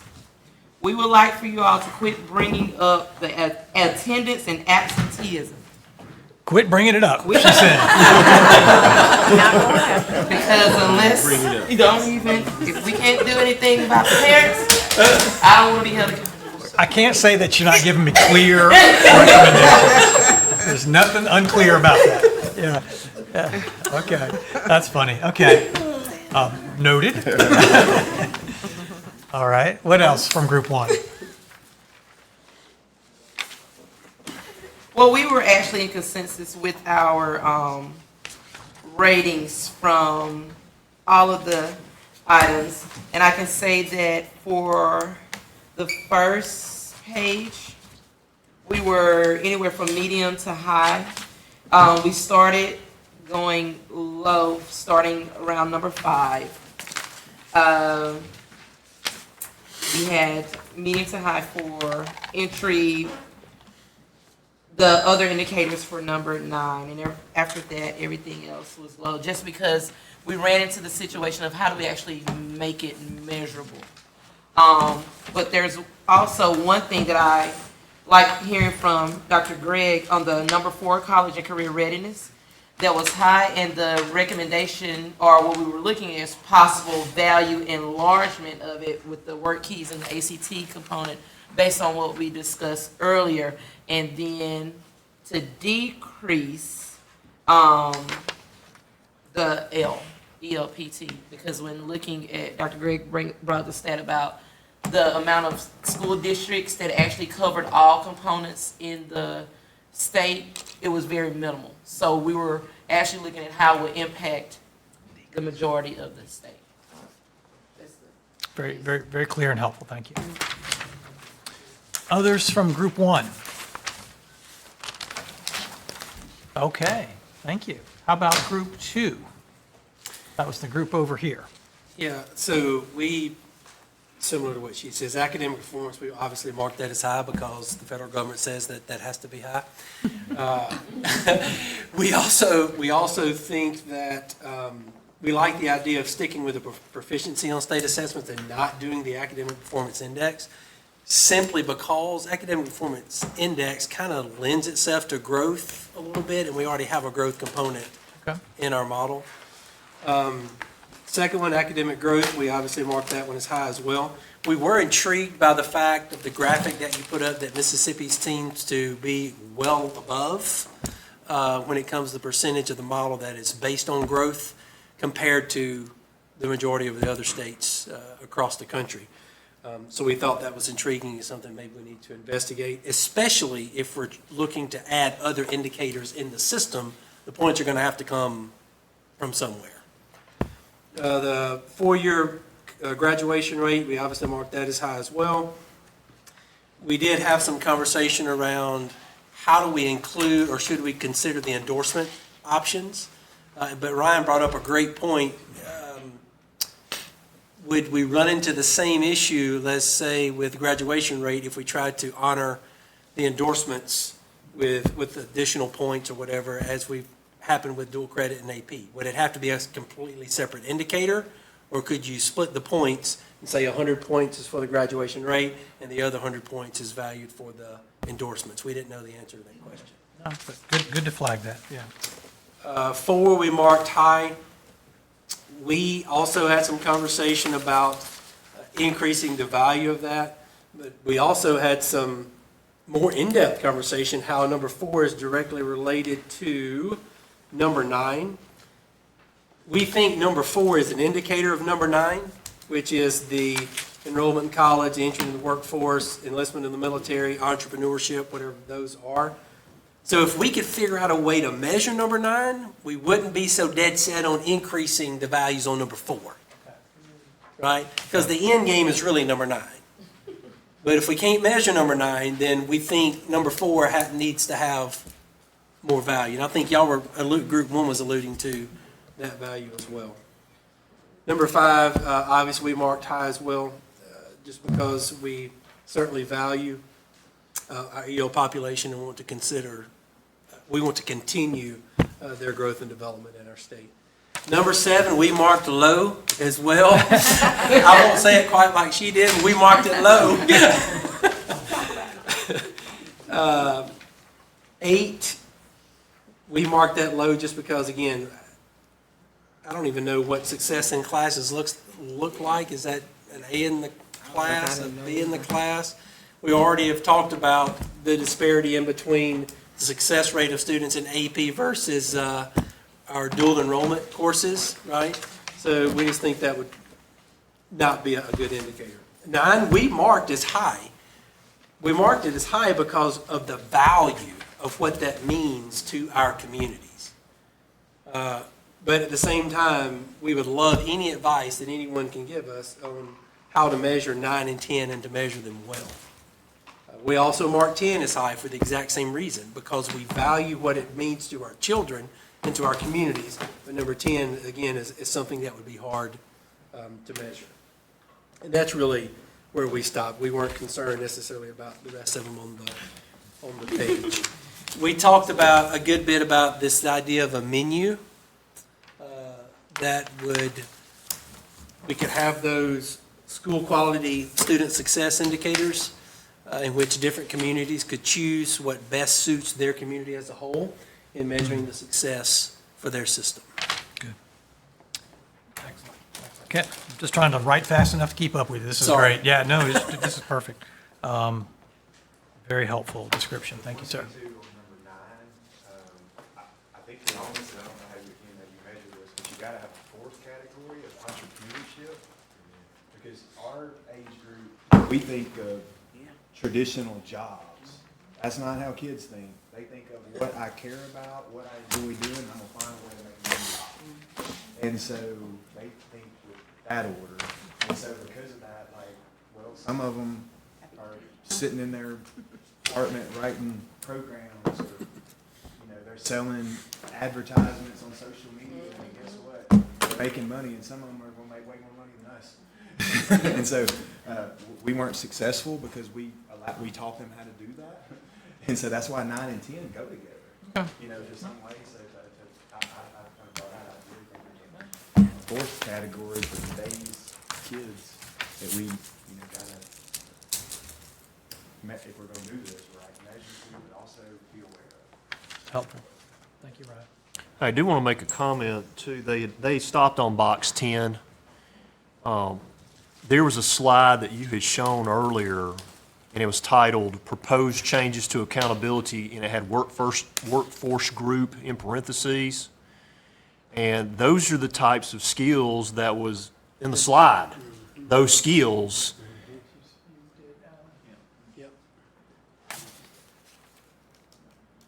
That's that. It's just our group talked a lot about how do you measure it objectively? Not that it's not necessarily valued. And I do just point a clarification on the EL part. Our district has one of the largest EL populations in the state. It may not be an area of emphasis and low priority to many other districts because there's only maybe, I was sharing 15 districts statewide. When you look at the grad rate data that y'all put out every year, just this time, Alan, there's only about 15 districts that have an in count for the special services and EL population in grad rate. So even though it may be very important, it's maybe not as important on a wide scale because it only hits a handful of districts really at a larger number. Not that it's not important that we do grow those kids. I do want to say one other thing too. We talked about this menu of options that we talked about. Like, you know, you've got your heavy indicators that they require that the majority of efficiency growth and graduation rate, and then you got to have a substantial weight to EL, whatever that word is. And then your other school with this menu of items occurs where districts can lend themselves to what they're. Well, one of those things could be too, and this is a big talk, is like your percent of internship. So you're seeing in class, what percent was an internship, what percent completed a CT program. Now, that's controversial because different districts have way different resources when it comes to that. So I fully admit that. But the good news is, if we go away from this competition-based system, and we want to work with each other because we're not competing for an A against you, then you can send kids up to DeSoto that you don't have what they want, but we have it. Or we can send kids to Jackson because we don't have what they need. We work together towards both build our percent of internships, because in the end, that helps kids. And so there's no competition. So does that make sense? So it goes together to me in that menu. Those things are easy to measure. You could get, I'm not going to tell you Campbell's Ball is not going to come into play because it's going to come into play for every bit of it. But on the flip side, like, you get documentation, kind of like the senior snapshot process, where we send a transcript in because they didn't take Algebra 1 state test because they got it from an out-of-state tuition or from school or whatever. The same thing. You got a certified document from a business they completed an internship. You know, these kind of things. That was easy. Smiling because I sat in with Group 3 and they talked about that too. So, yeah, I think there's others that are interested in having that conversation. So, anything else from Group 2? All right, let's go to Group 3. Again, that was a group I had the pleasure of sitting in with. Who would like to share?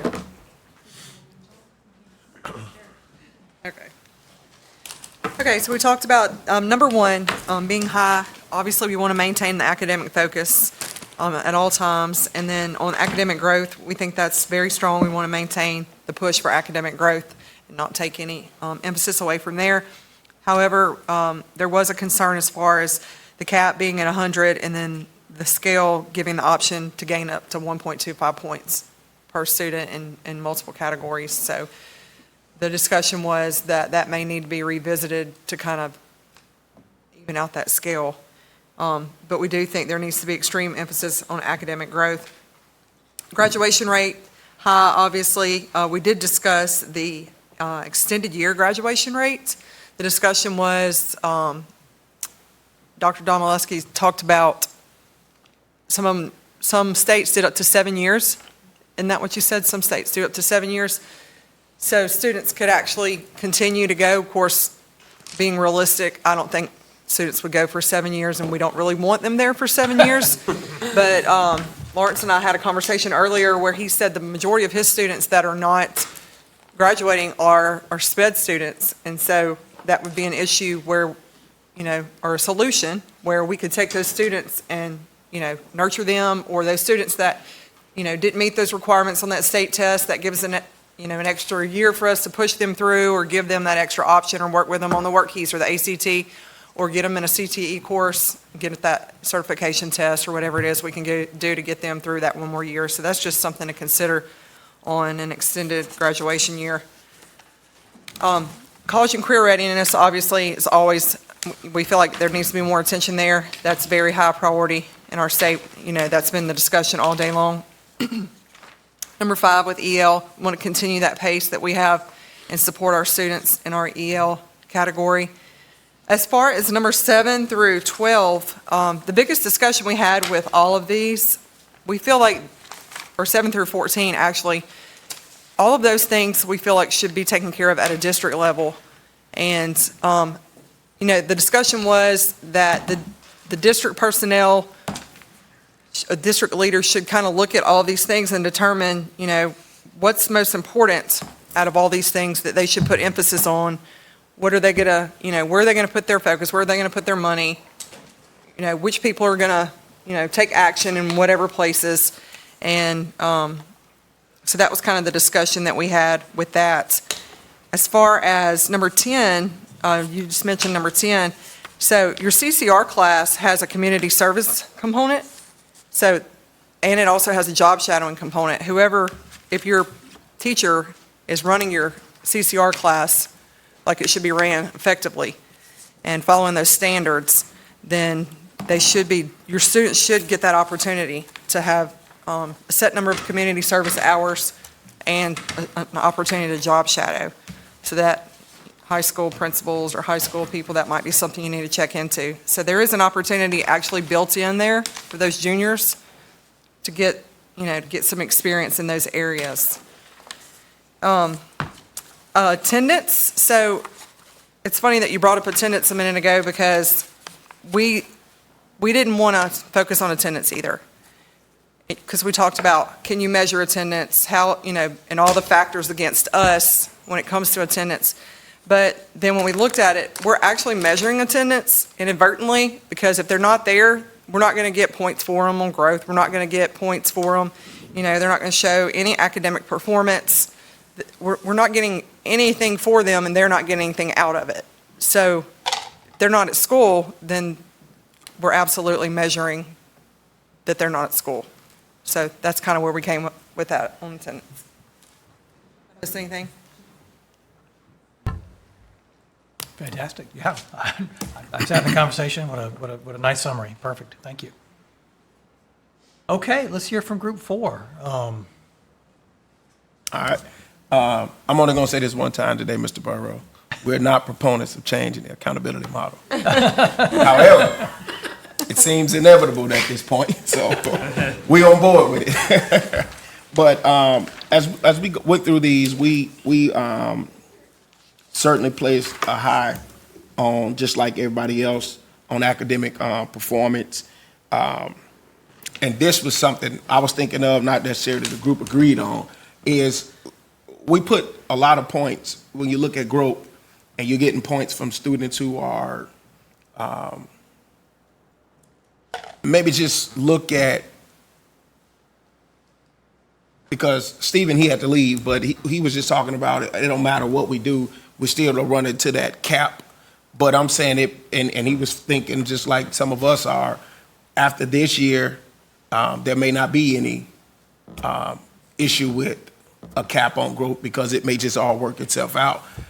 Just like I had talked about in previous sessions, instead of students that's going from 1 to 3 and then getting stuck at the 3 and can't move any further, instead of giving extra points there, maybe we could look at something differently with the way that we distribute the growth points, but not necessarily reduce the amount that you get. Now, you had a different take on maybe we could split the bottom 25 growth because they count basically in the denominator in all 3 categories, to maybe split just that one and take that 50 points, maybe split it 75-25 or 50-50 in the low 25 and take that 50 and look at maybe some of the other points to look at some of the other academic indicators that we're discussing. Do you want to? Right, I think what we were talking about is where do we find those points? Instead of increasing the amount of points. And Alan, you're probably on the same page, but splitting the bottom 25 instead of making it 100 points,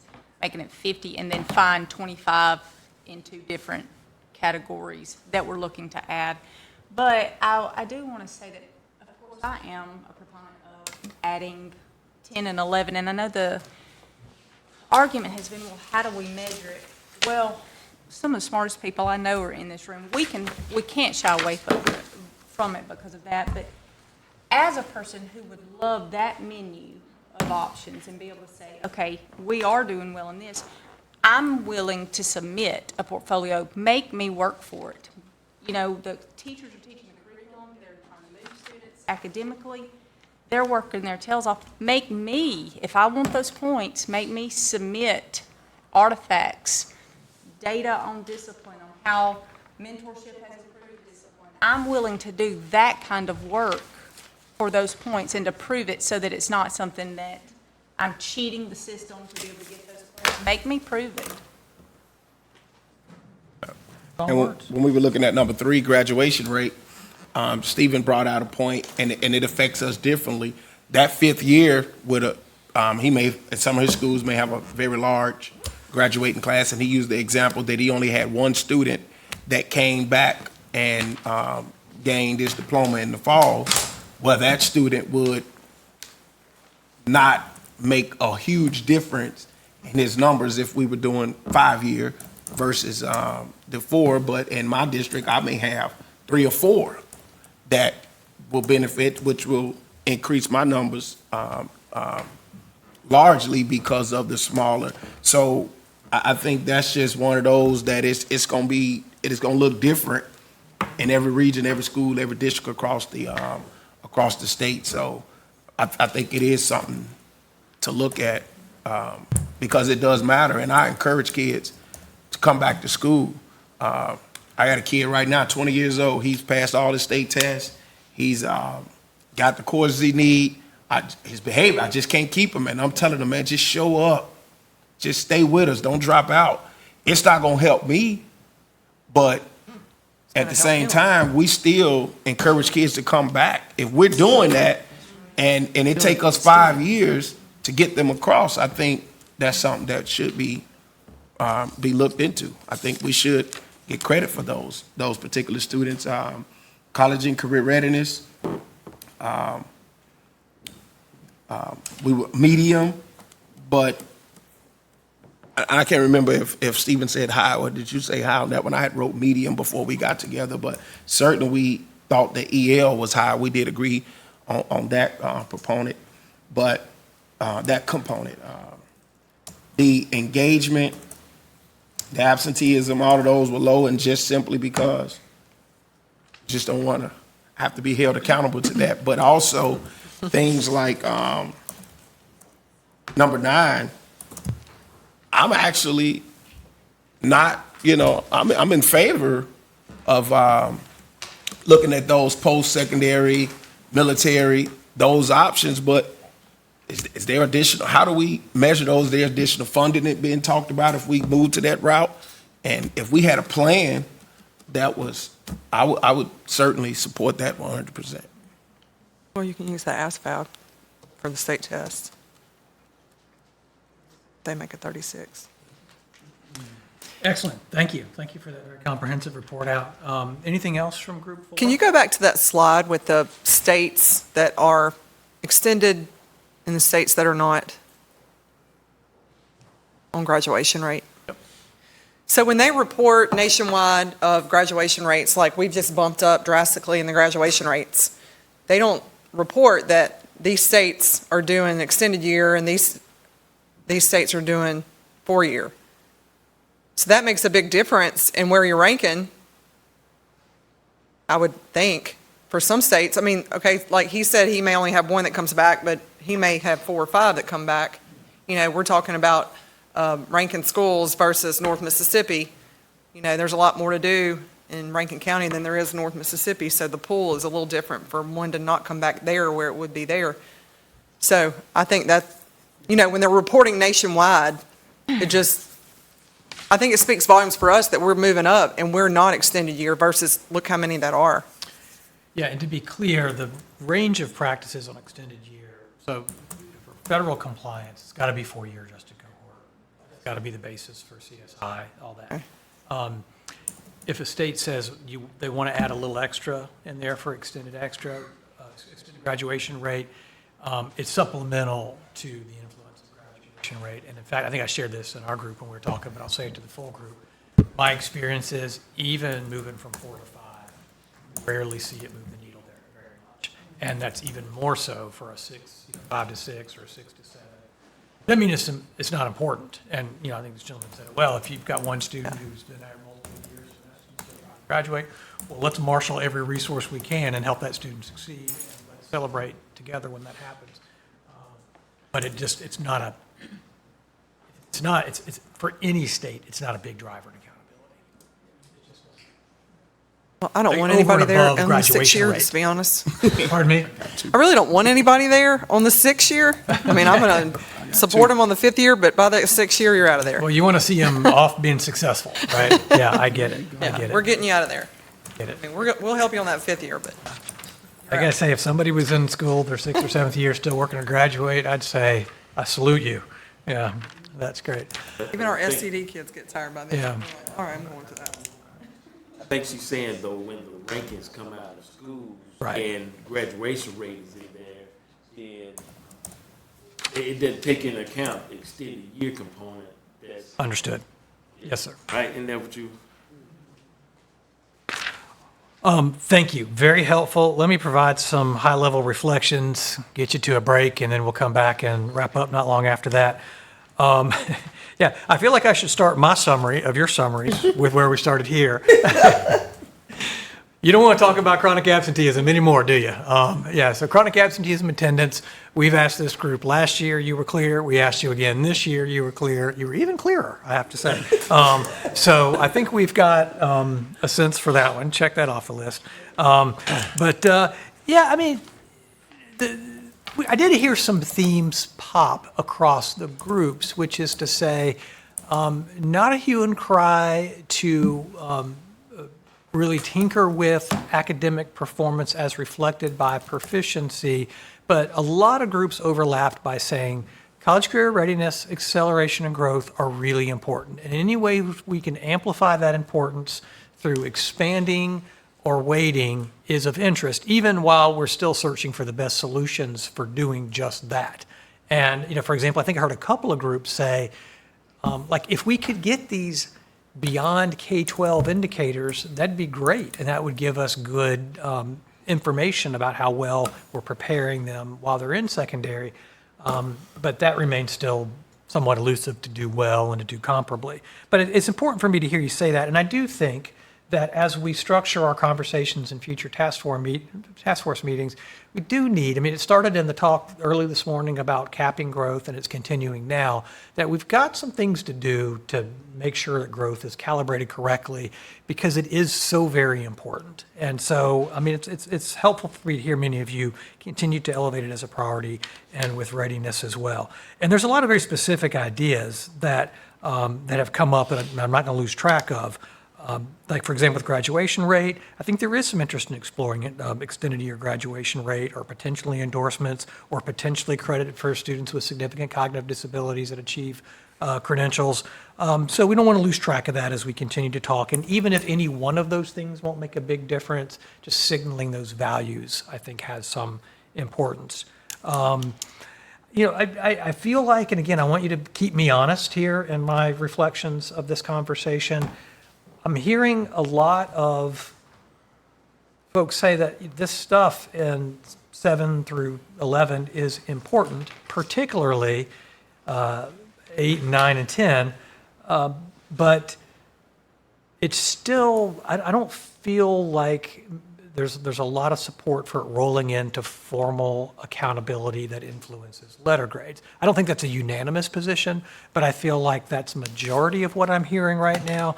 But I also hear you saying we can't let it go. Like, how can we help do it well at the local level? How can we help report it better? How can we help support it better? Maybe some exceptions are, I think we have to explore the menu of options for readiness and for acceleration. I think there's some room to grow there a little bit. And so I think that's something that we should bring back to you. For example, one idea that multiple groups brought up, and I made this observation, is this idea of internships, practica, work study. Are there things that, and if you think about it, these are areas that ostensibly students would be developing some of those beyond academic skills, right? If you're participating in an internship, you should be learning how to be creative and collaborative and the kinds of things that we know help you in a workplace setting. So, yeah, I think maybe we're humble about rolling it into formal accountability, but want some targeted exploration in the readiness area. Is kind of what I'm hearing. And I think you gave us some specific ideas for us to do that. But again, we're going to keep coming back to this. This isn't your last bite of the apple, I promise. But this at least helps us develop some near-term priorities. And again, I also hear you say that one of the things that you're limited by is an understanding of what some good measures can be, and you're eager to learn more about what the research says there. So I think that kind of puts it back on us. What can we do to share good research with you and help you be equipped with good information? I don't know what else to say there. I think that's the big, I didn't hear much support for inputs right now, so I think that's something that we won't elevate as a high priority, but we'll keep following up on all these areas that I mentioned. Any thoughts before we go to break about any of these discussions? All right, you've been at it a long time, and I appreciate everybody's patience and forbearance. Let's, it's 2:54. Can we come back at 3:05? So it's a little over 10 minutes, and then we actually won't, I don't think it's going to be that long. If we come back for about 20 minutes or so, I think we can wrap up. 3:05? All right. Let's come back and do our last agenda item. Again, I don't know that it will take until the top of the hour, but I want to do our tradition of continuing to hear from you before we leave. And you see the two, I told you this at the beginning of the day, you see the two areas we hope that people will provide reflections on. Maybe one thing we covered today that you want to emphasize or request we follow up on. We always take very careful notes in this section in particular. And then if there's any topic we haven't followed up on or we haven't introduced that you want us to address in the future, tell us. Honestly, this is your time. You can use it how you want. But those are the two prompts that we would like you to think about. And Ryan, I'll put you on the spot. We'll start here and we'll just go around the horn and I'll listen and take notes. I want to thank y'all because to me, starting last year and continuing with, this whole group, we're able to hit the ground running, with the whole, like what's happening. And so I feel like, today, like last year it felt like we discussed this a lot, but like, man, are we really getting anywhere? Today, to me, felt like we moved. I don't know why. The discussion just seems so much more pointed and specific. And I think a lot of that has to do with it's a continuation. So I give you guys credit for doing that. and making that decision, because that's what led to that.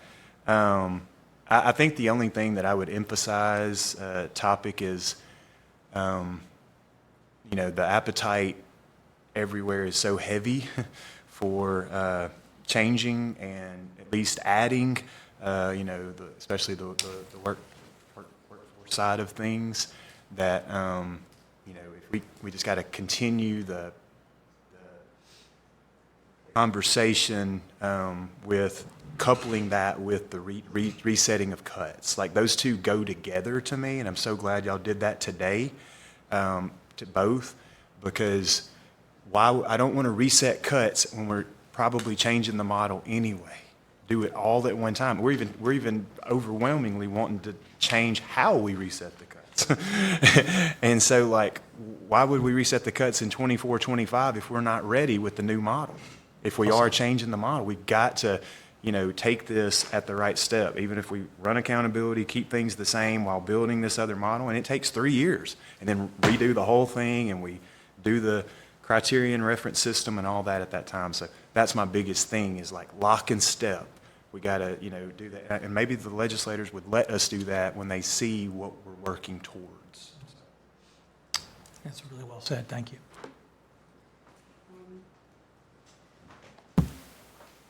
My biggest concern is growth, and whether it's going to be affected in the future, or whether it's 25% growth or growth of all, because I just feel like growing our students is what's so important. Like I said earlier, not every student's proficient, not every student's going to go to college, but if we can show that we are growing students, then they are learning. And that's what the objective is, to send our kids to schools to learn, and to be productive. If we are going to do this, take several years to have a new model and to do it correctly, my only concern would be, seems like there's like new people that come on board. Like, we know what we've started with. We know about last year. We started talking about this last year. I just wish we could kind of keep this group together so we can see it through.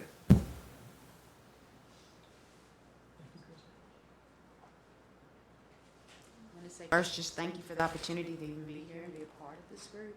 I felt like a lot of things were shared today, so I definitely don't want to add any new topic or issue that's not covered. But one thing that I am glad that I did hear today was that there will be some time that districts will have kind of a heads up to know here are some of the changes and things that are coming down the pipeline, and that expectation will be clearly given to them so they'll know what to expect. So I'm glad to hear that there will be some time to sort those things out. Just grateful for this platform and the opportunity to learn a lot. Being primarily with an elementary background, I've learned a lot about secondary today. And as far as a new topic, I don't have one. And as far as following up, I think growth is important.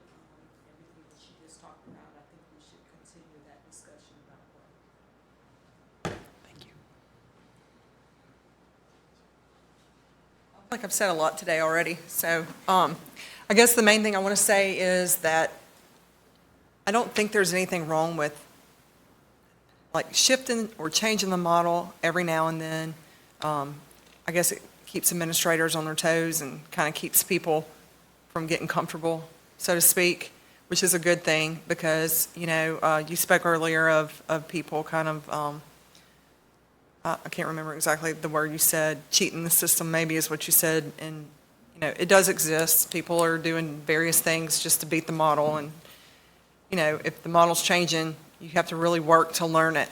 And so that would be a good thing for, administrators to just grow. Administrators deserve to grow too. And so I don't think there's anything wrong with kind of throwing a little wrench in there every now and then for administrators as well. So I don't know exactly where the change should be at this time. I support everything that everybody has said. I think there's a lot of good things that have been said today. So. Thank you. Well, two things for me, if I may. The one thing is, like what you were just talking about, when I was a principal, the hardest thing, when the model changed from MCT 2 to S8, whatever, MAP and PART, and Smarter Balance, whatever we were doing. And then it changed again, and it kept changing again. I was up for the challenge. The only thing that affected me was the cut scores were set after the tests were taken. And then the numbers were set. And I found I went up some points, but now I'm an F. I was a C. I went up, but now I'm an F, or I'm a D. So that was one thing that really affected when the cut scores are set after all the assessments are taken, and then the scores come out. And the next year, when I knew what my target was, then I was able to move my school from an F to a C. But I became an F over the summer, you know? And that was one thing that affected me. So if it's some type of way that we can get this thing on the front end before you all roll it out publicly. The second thing is, when I look at those fifth-year graduating students, if you've ever been a high school principal before, the hardest thing to do is to sit down with that parent and that student and tell that parent and student you're not graduating. They've waited all their life for this moment. And that last score comes back so late. They've done so much. They've gotten arranged for families. They're hopeful that they're going to pass this state assessment. And then you have to sit and tell them you're not graduating. That is a very, very hard thing to do. But then you do have some students that come back that fifth year. And I just want to know if we can explore, what does a child who comes back that fifth year, and we say, okay, well, if you come back, you still got to pass the end of the, but they're so beat and defeated on state tests, how much weight can be given to a child that comes back a fifth year, complete an entire year, maybe go back through those courses, complete that curriculum, and then get that diploma in that fifth year?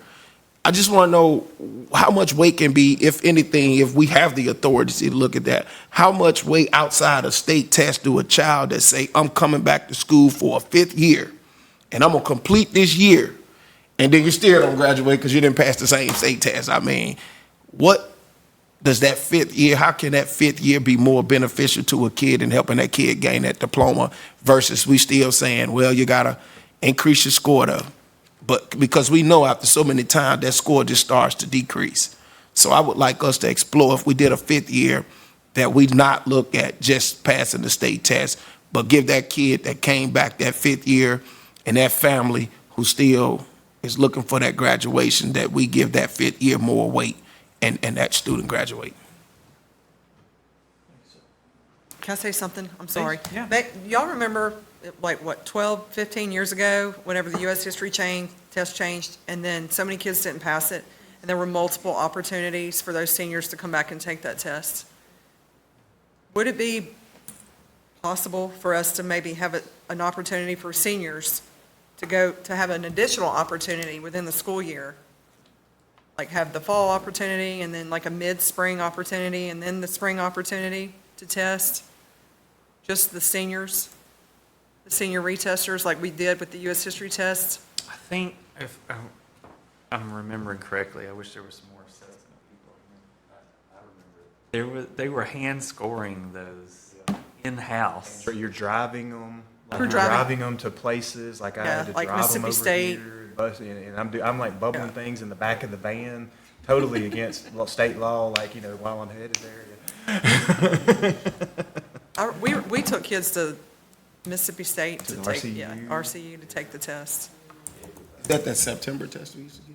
What test are we talking about? Well, there was like an additional test in the spring for seniors that needed to graduate that didn't pass the U.S. history Right. test. Mhm. Yeah, I There were, remember. and then I think there was an additional opportunity, because there were that was when the test changed, and there were so many kids across the state that didn't Right. pass. I guess what I'm asking is, could there be a consideration of, just for seniors that don't pass any state tests, or that need to take any state tests, maybe like a February option, and then the then the last spring I think option? they stopped it when all the graduation options came in. Yeah. Options, because it reduced the need. Now Jackie would have to answer this question, but I'm pretty sure it's not in the contract. It's a cost. It's a cost. Oh, yeah. Is that what happened with the September test? Yeah. We used to have a September test, because I remember as soon as Yeah. kids got back, we Yeah, immediately yeah. started the remediation process, and we had a Retest. September, It was a retest. December, March, and then they could take it I again think with they took first-time that away testers with in the May. assessment options too. Right. So when the assessment options grew. That's what at the happened same with the time, September the test. contract And the with concordance Questar was table grew. created. Okay. Yeah. Yeah, when the options came in, it was, had other routes. Yeah, okay. But to answer your question, yeah, we could. It's just a cost function. Okay. Took a note. And I'll look It into just- that, yeah. When you were talking about that, it made me think of, we did have an additional opportunity, but that was, Yeah, I remember that. I said I was in the faces. back of the van bubbling stuff, not answers. I mean like the GIS sheets and all the stuff, because they're taking the test and you got to have it to that place in an hour. And like somebody's driving and I'm like bubbling everything to get it ready to hand it to them and count the test book. I had conversations with parents. I remember I sat down with multiple parents and kids not graduating because of the U.S. history test. That's what made me think of it. Sorry, I didn't mean to hijack. No, See, I you're- told you I you're said fine. too much today. I'm done. Time to share, that's fine. Greg? So I guess a couple things. Number one, again, going back to a comment I made earlier, is the model aligned with the state board goals? And then number two, is the model transparent? You know, kind of talking about a little bit, going into Lawrence's situation, you know, is it to where the model can be understood by folks beyond those that are in this room, who are educators, some of us, which a lot of our current position is involved in the accountability model almost on a daily basis. And so if we're going to start making adjustments, can a classroom teacher, can a student, can principals, can parents, can business leaders, can they understand what is being measured? Hopefully we are in a continuous improvement mindset, and so kind of moving the mark, if you want to say, if it's resetting the cuts or potentially adjusting indicators or adding new indicators, will it be transparent as to what we are actually find important that ties into the state board goals? Thank you, Greg. So I think I want to echo everyone else. First of all, just thank you all for allowing me to participate in this session. I learn so much every time, and then having the opportunity to share is just valuable. The one thing, or a couple things I would definitely like to emphasize, number one would be the workforce piece, the internship. I tell people every time I have a senior this year, I had one to graduate in '22, but I have another one this year that's coming out. And I see a vast difference between my two. You know, my 22 didn't do an internship, didn't have, you know, it was probably, I'll take the blame for real. But this senior, he was afforded opportunity to do internships. He knows exactly what he wants to do with his life and to further, and I think that's what we truly want. We want to produce students that are productive citizens and that are self-sufficient. So if we can see how we can really amplify the career tech piece in the accountability model would be lovely. The second thing I just want to make sure that I continue to stress, and I know I say this at the end of every meeting, is communication. You know, that is just so important. The more we get this information out early in a timely fashion will be great and of great value to the district. I do appreciate the fact of us making sure that we are extending the timeline to cut scores and really taking time to think through it, because what we really value and want to see is what tends to be important and what we weigh. So just continue to communicate this and think about like the CAP. If no one in this room knew outside of yesterday and today, just how do we plan to get the message out to others? You know, just that part. But I definitely appreciate this opportunity. First, Chris, I learn from you every time how to moderate things and just how to work through Yeah. and be so diplomatic. Oh, Like thanks. I sit like as a student of yours every time. Oh, that's nice, thank you. Alan, thank you for explaining the whole CAP thing and how it came Yeah. about. So when we go back to the districts and we can just say, look, guys, this is a finding that they found, that the State Department just found out about it. This is why it is. They're trying to get information out as quickly as possible. But we can explain, that. So thank you for giving us that background. That helped. And I agree with you, Ryan, on the timeline. That's just right. Take time, because Stephen said something that was pretty powerful in our group. He said, change is coming because of so much outside pressure. Let us determine the change, not let someone who's a non-educator make a rule, and then we have to back up and try to figure out how to implement the rule. So I love that, and I love that it's this group. And giving credit to those seniors who are coming back. They're swallowing pride, and they're coming back and trying to graduate high school. Some credit being given to them. So, and the transparency and the model, understanding it so everybody understands it. The only feedback I've heard from a principal in my district, and this just may be an individual question, but I have a principal who's concerned about how deceased students are counted in the cohort. Because I had a principal that dropped them a letter grade. They had 3 or 4 students in one cohort pass, and with a small cohort, that's pretty impactful. So I don't understand enough about it. I'm probably not even the person to ask the details because I'm not a high school principal, but he expressed that concern.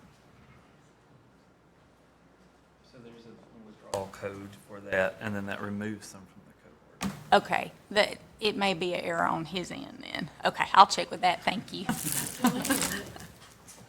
Don't tell Alan that this. I was just a messenger on that one. I don't know enough to be dangerous. Okay, well, you already know what I don't want. I know the headline, yeah. Okay, going back to something that Lawrence said, reiterating, getting in front of any changes made early. That means working within, understanding that we have a timeline, but also ensuring that that timeline gives districts, administrators, time to work with, understanding that these are the changes. Because like, what's your name? Raina? Ms. Raina said concerning teacher units and all of that, things like that are gonna have to be factored in.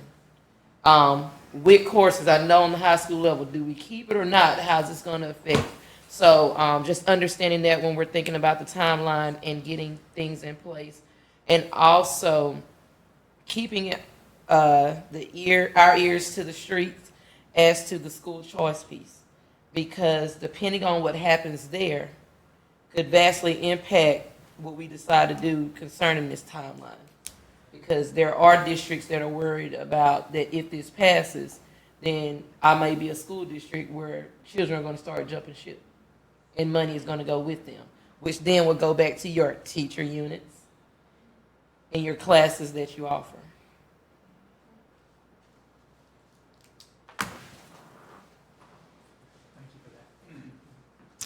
I would say also thank you for the opportunity to be, part of such a group.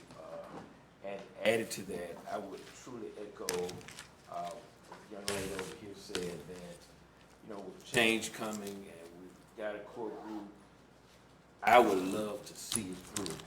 I don't know, what the process looks like, or keep moving members on and all, but when we have this core group who started the work, if you will, love to finish it, for one. Then thinking about some of the best news I've heard, as we all believe that there are changes coming, that the law specifically does not identify a timeline, which, in my mind, gives us time to do what's best for a district, do what's best for the state overall, and not necessarily what's best for a true political group or some type of outside group. That's important to me. And then lastly, when we think about new topics, and I know this has been talked about before, but when we think about the retest piece, whether it's third grade or whether it's EOC, I really think it's important when we go ahead and measure what a school has done or a teacher has done or what a student has done on that one particular day, that we have some opportunity to look at what their retest score would look like for this kid that may, and in a lot of cases, that just had a bad day. We don't know what happened the night before or the morning of. And again, I know that's been tossed around for years, but I think that's something still worth considering because I think really, truly, it's important when we have options. And, you know, as Lawrence was saying, I was one of those high school principals when there were no options. If you passed, you passed. If you didn't pass, you didn't graduate. So we have done what's best for kids in schools before. I think this is one of those measures as well when we look at retesting. Thank you. Mr. Scott, anything from you, sir? I also appreciate the opportunity to be in here. I don't have a choice. Being a former principal who would watch these meetings on YouTube, it is kind of surreal to be here, and I appreciate the opportunity. I've learned a lot. I always learn a lot. I told Dr. Don Molesky last time I saw him that he is a masterful facilitator. I also learned a lot from him. Alan may not remember this, but in my interview with him, I brought up extended year graduation rates. And I think measuring that impact is a little more nuanced than at first glance. So I would like to explore that as well. I know Dr. Sanders came in late. He joined our group late, but he is on the tab. Oh, thank you so much. We'd love to hear from you, sir. I'm going to reserve because I didn't get quite the breadth of everything today, but I enjoyed the conversation I participated in. I am grateful to be a part of this task force, and I look forward to continuing this work. So I appreciate that. Thank you. And were you here, you may not have been, when we set our next date? No, but I believe Miss Alicia, I know. For some reason, when I put it in my calendar, it sent 28 invites. People didn't accept it. It's the same people that's on the task force, and I'm having to email people. I am not in charge. Like, can we get an agenda? I don't have one. I don't know why it did that. So yeah, but I updated the date from the 12th to the 23rd. Yeah. That's funny. That's funny. Well, I just wanted, we're glad you're here, sir, even if you couldn't be here the full day. And it's Friday, the 23rd of February is our next date. So we hope you can join us then. Mr. Burrow, anything to close us out? No, I just, again, will say thank you. I know y'all had to brave some weather, some of you, to get here, and then you had to find a place to park, and I know how that is. So, but we really do appreciate and value your input. So thank you. Yeah. Thank you all. It's an honor to work with this group. Sorry, our colleague Christy had to leave early. She had some flight troubles that she was trying to sort through. But Dr. Morgino, thank you for being here again, sir. Any comments you want to make before we adjourn? Just think what you guys said. Just thank you guys for your work on this, just for your input. I wasn't here this morning. It's good to hear all these things. Yeah. Thank you guys for your work that you'll be doing over the next quite a few months, or years, or what have you. So it's always good to hear this. Dr. Don Leslie, thank you. Yeah, thank you. You did a great job facilitating this. Appreciate it. Honor to be here. And I tell you, Bro and I were talking about during the break, and our cup runneth over with ideas. I mean, you guys really gave us a ton of great ideas about how we can get your advice in upcoming meetings. So we'll be full agendas on the way. So thank y'all. Safe travels in this uncertain weather, and we'll see you in a month.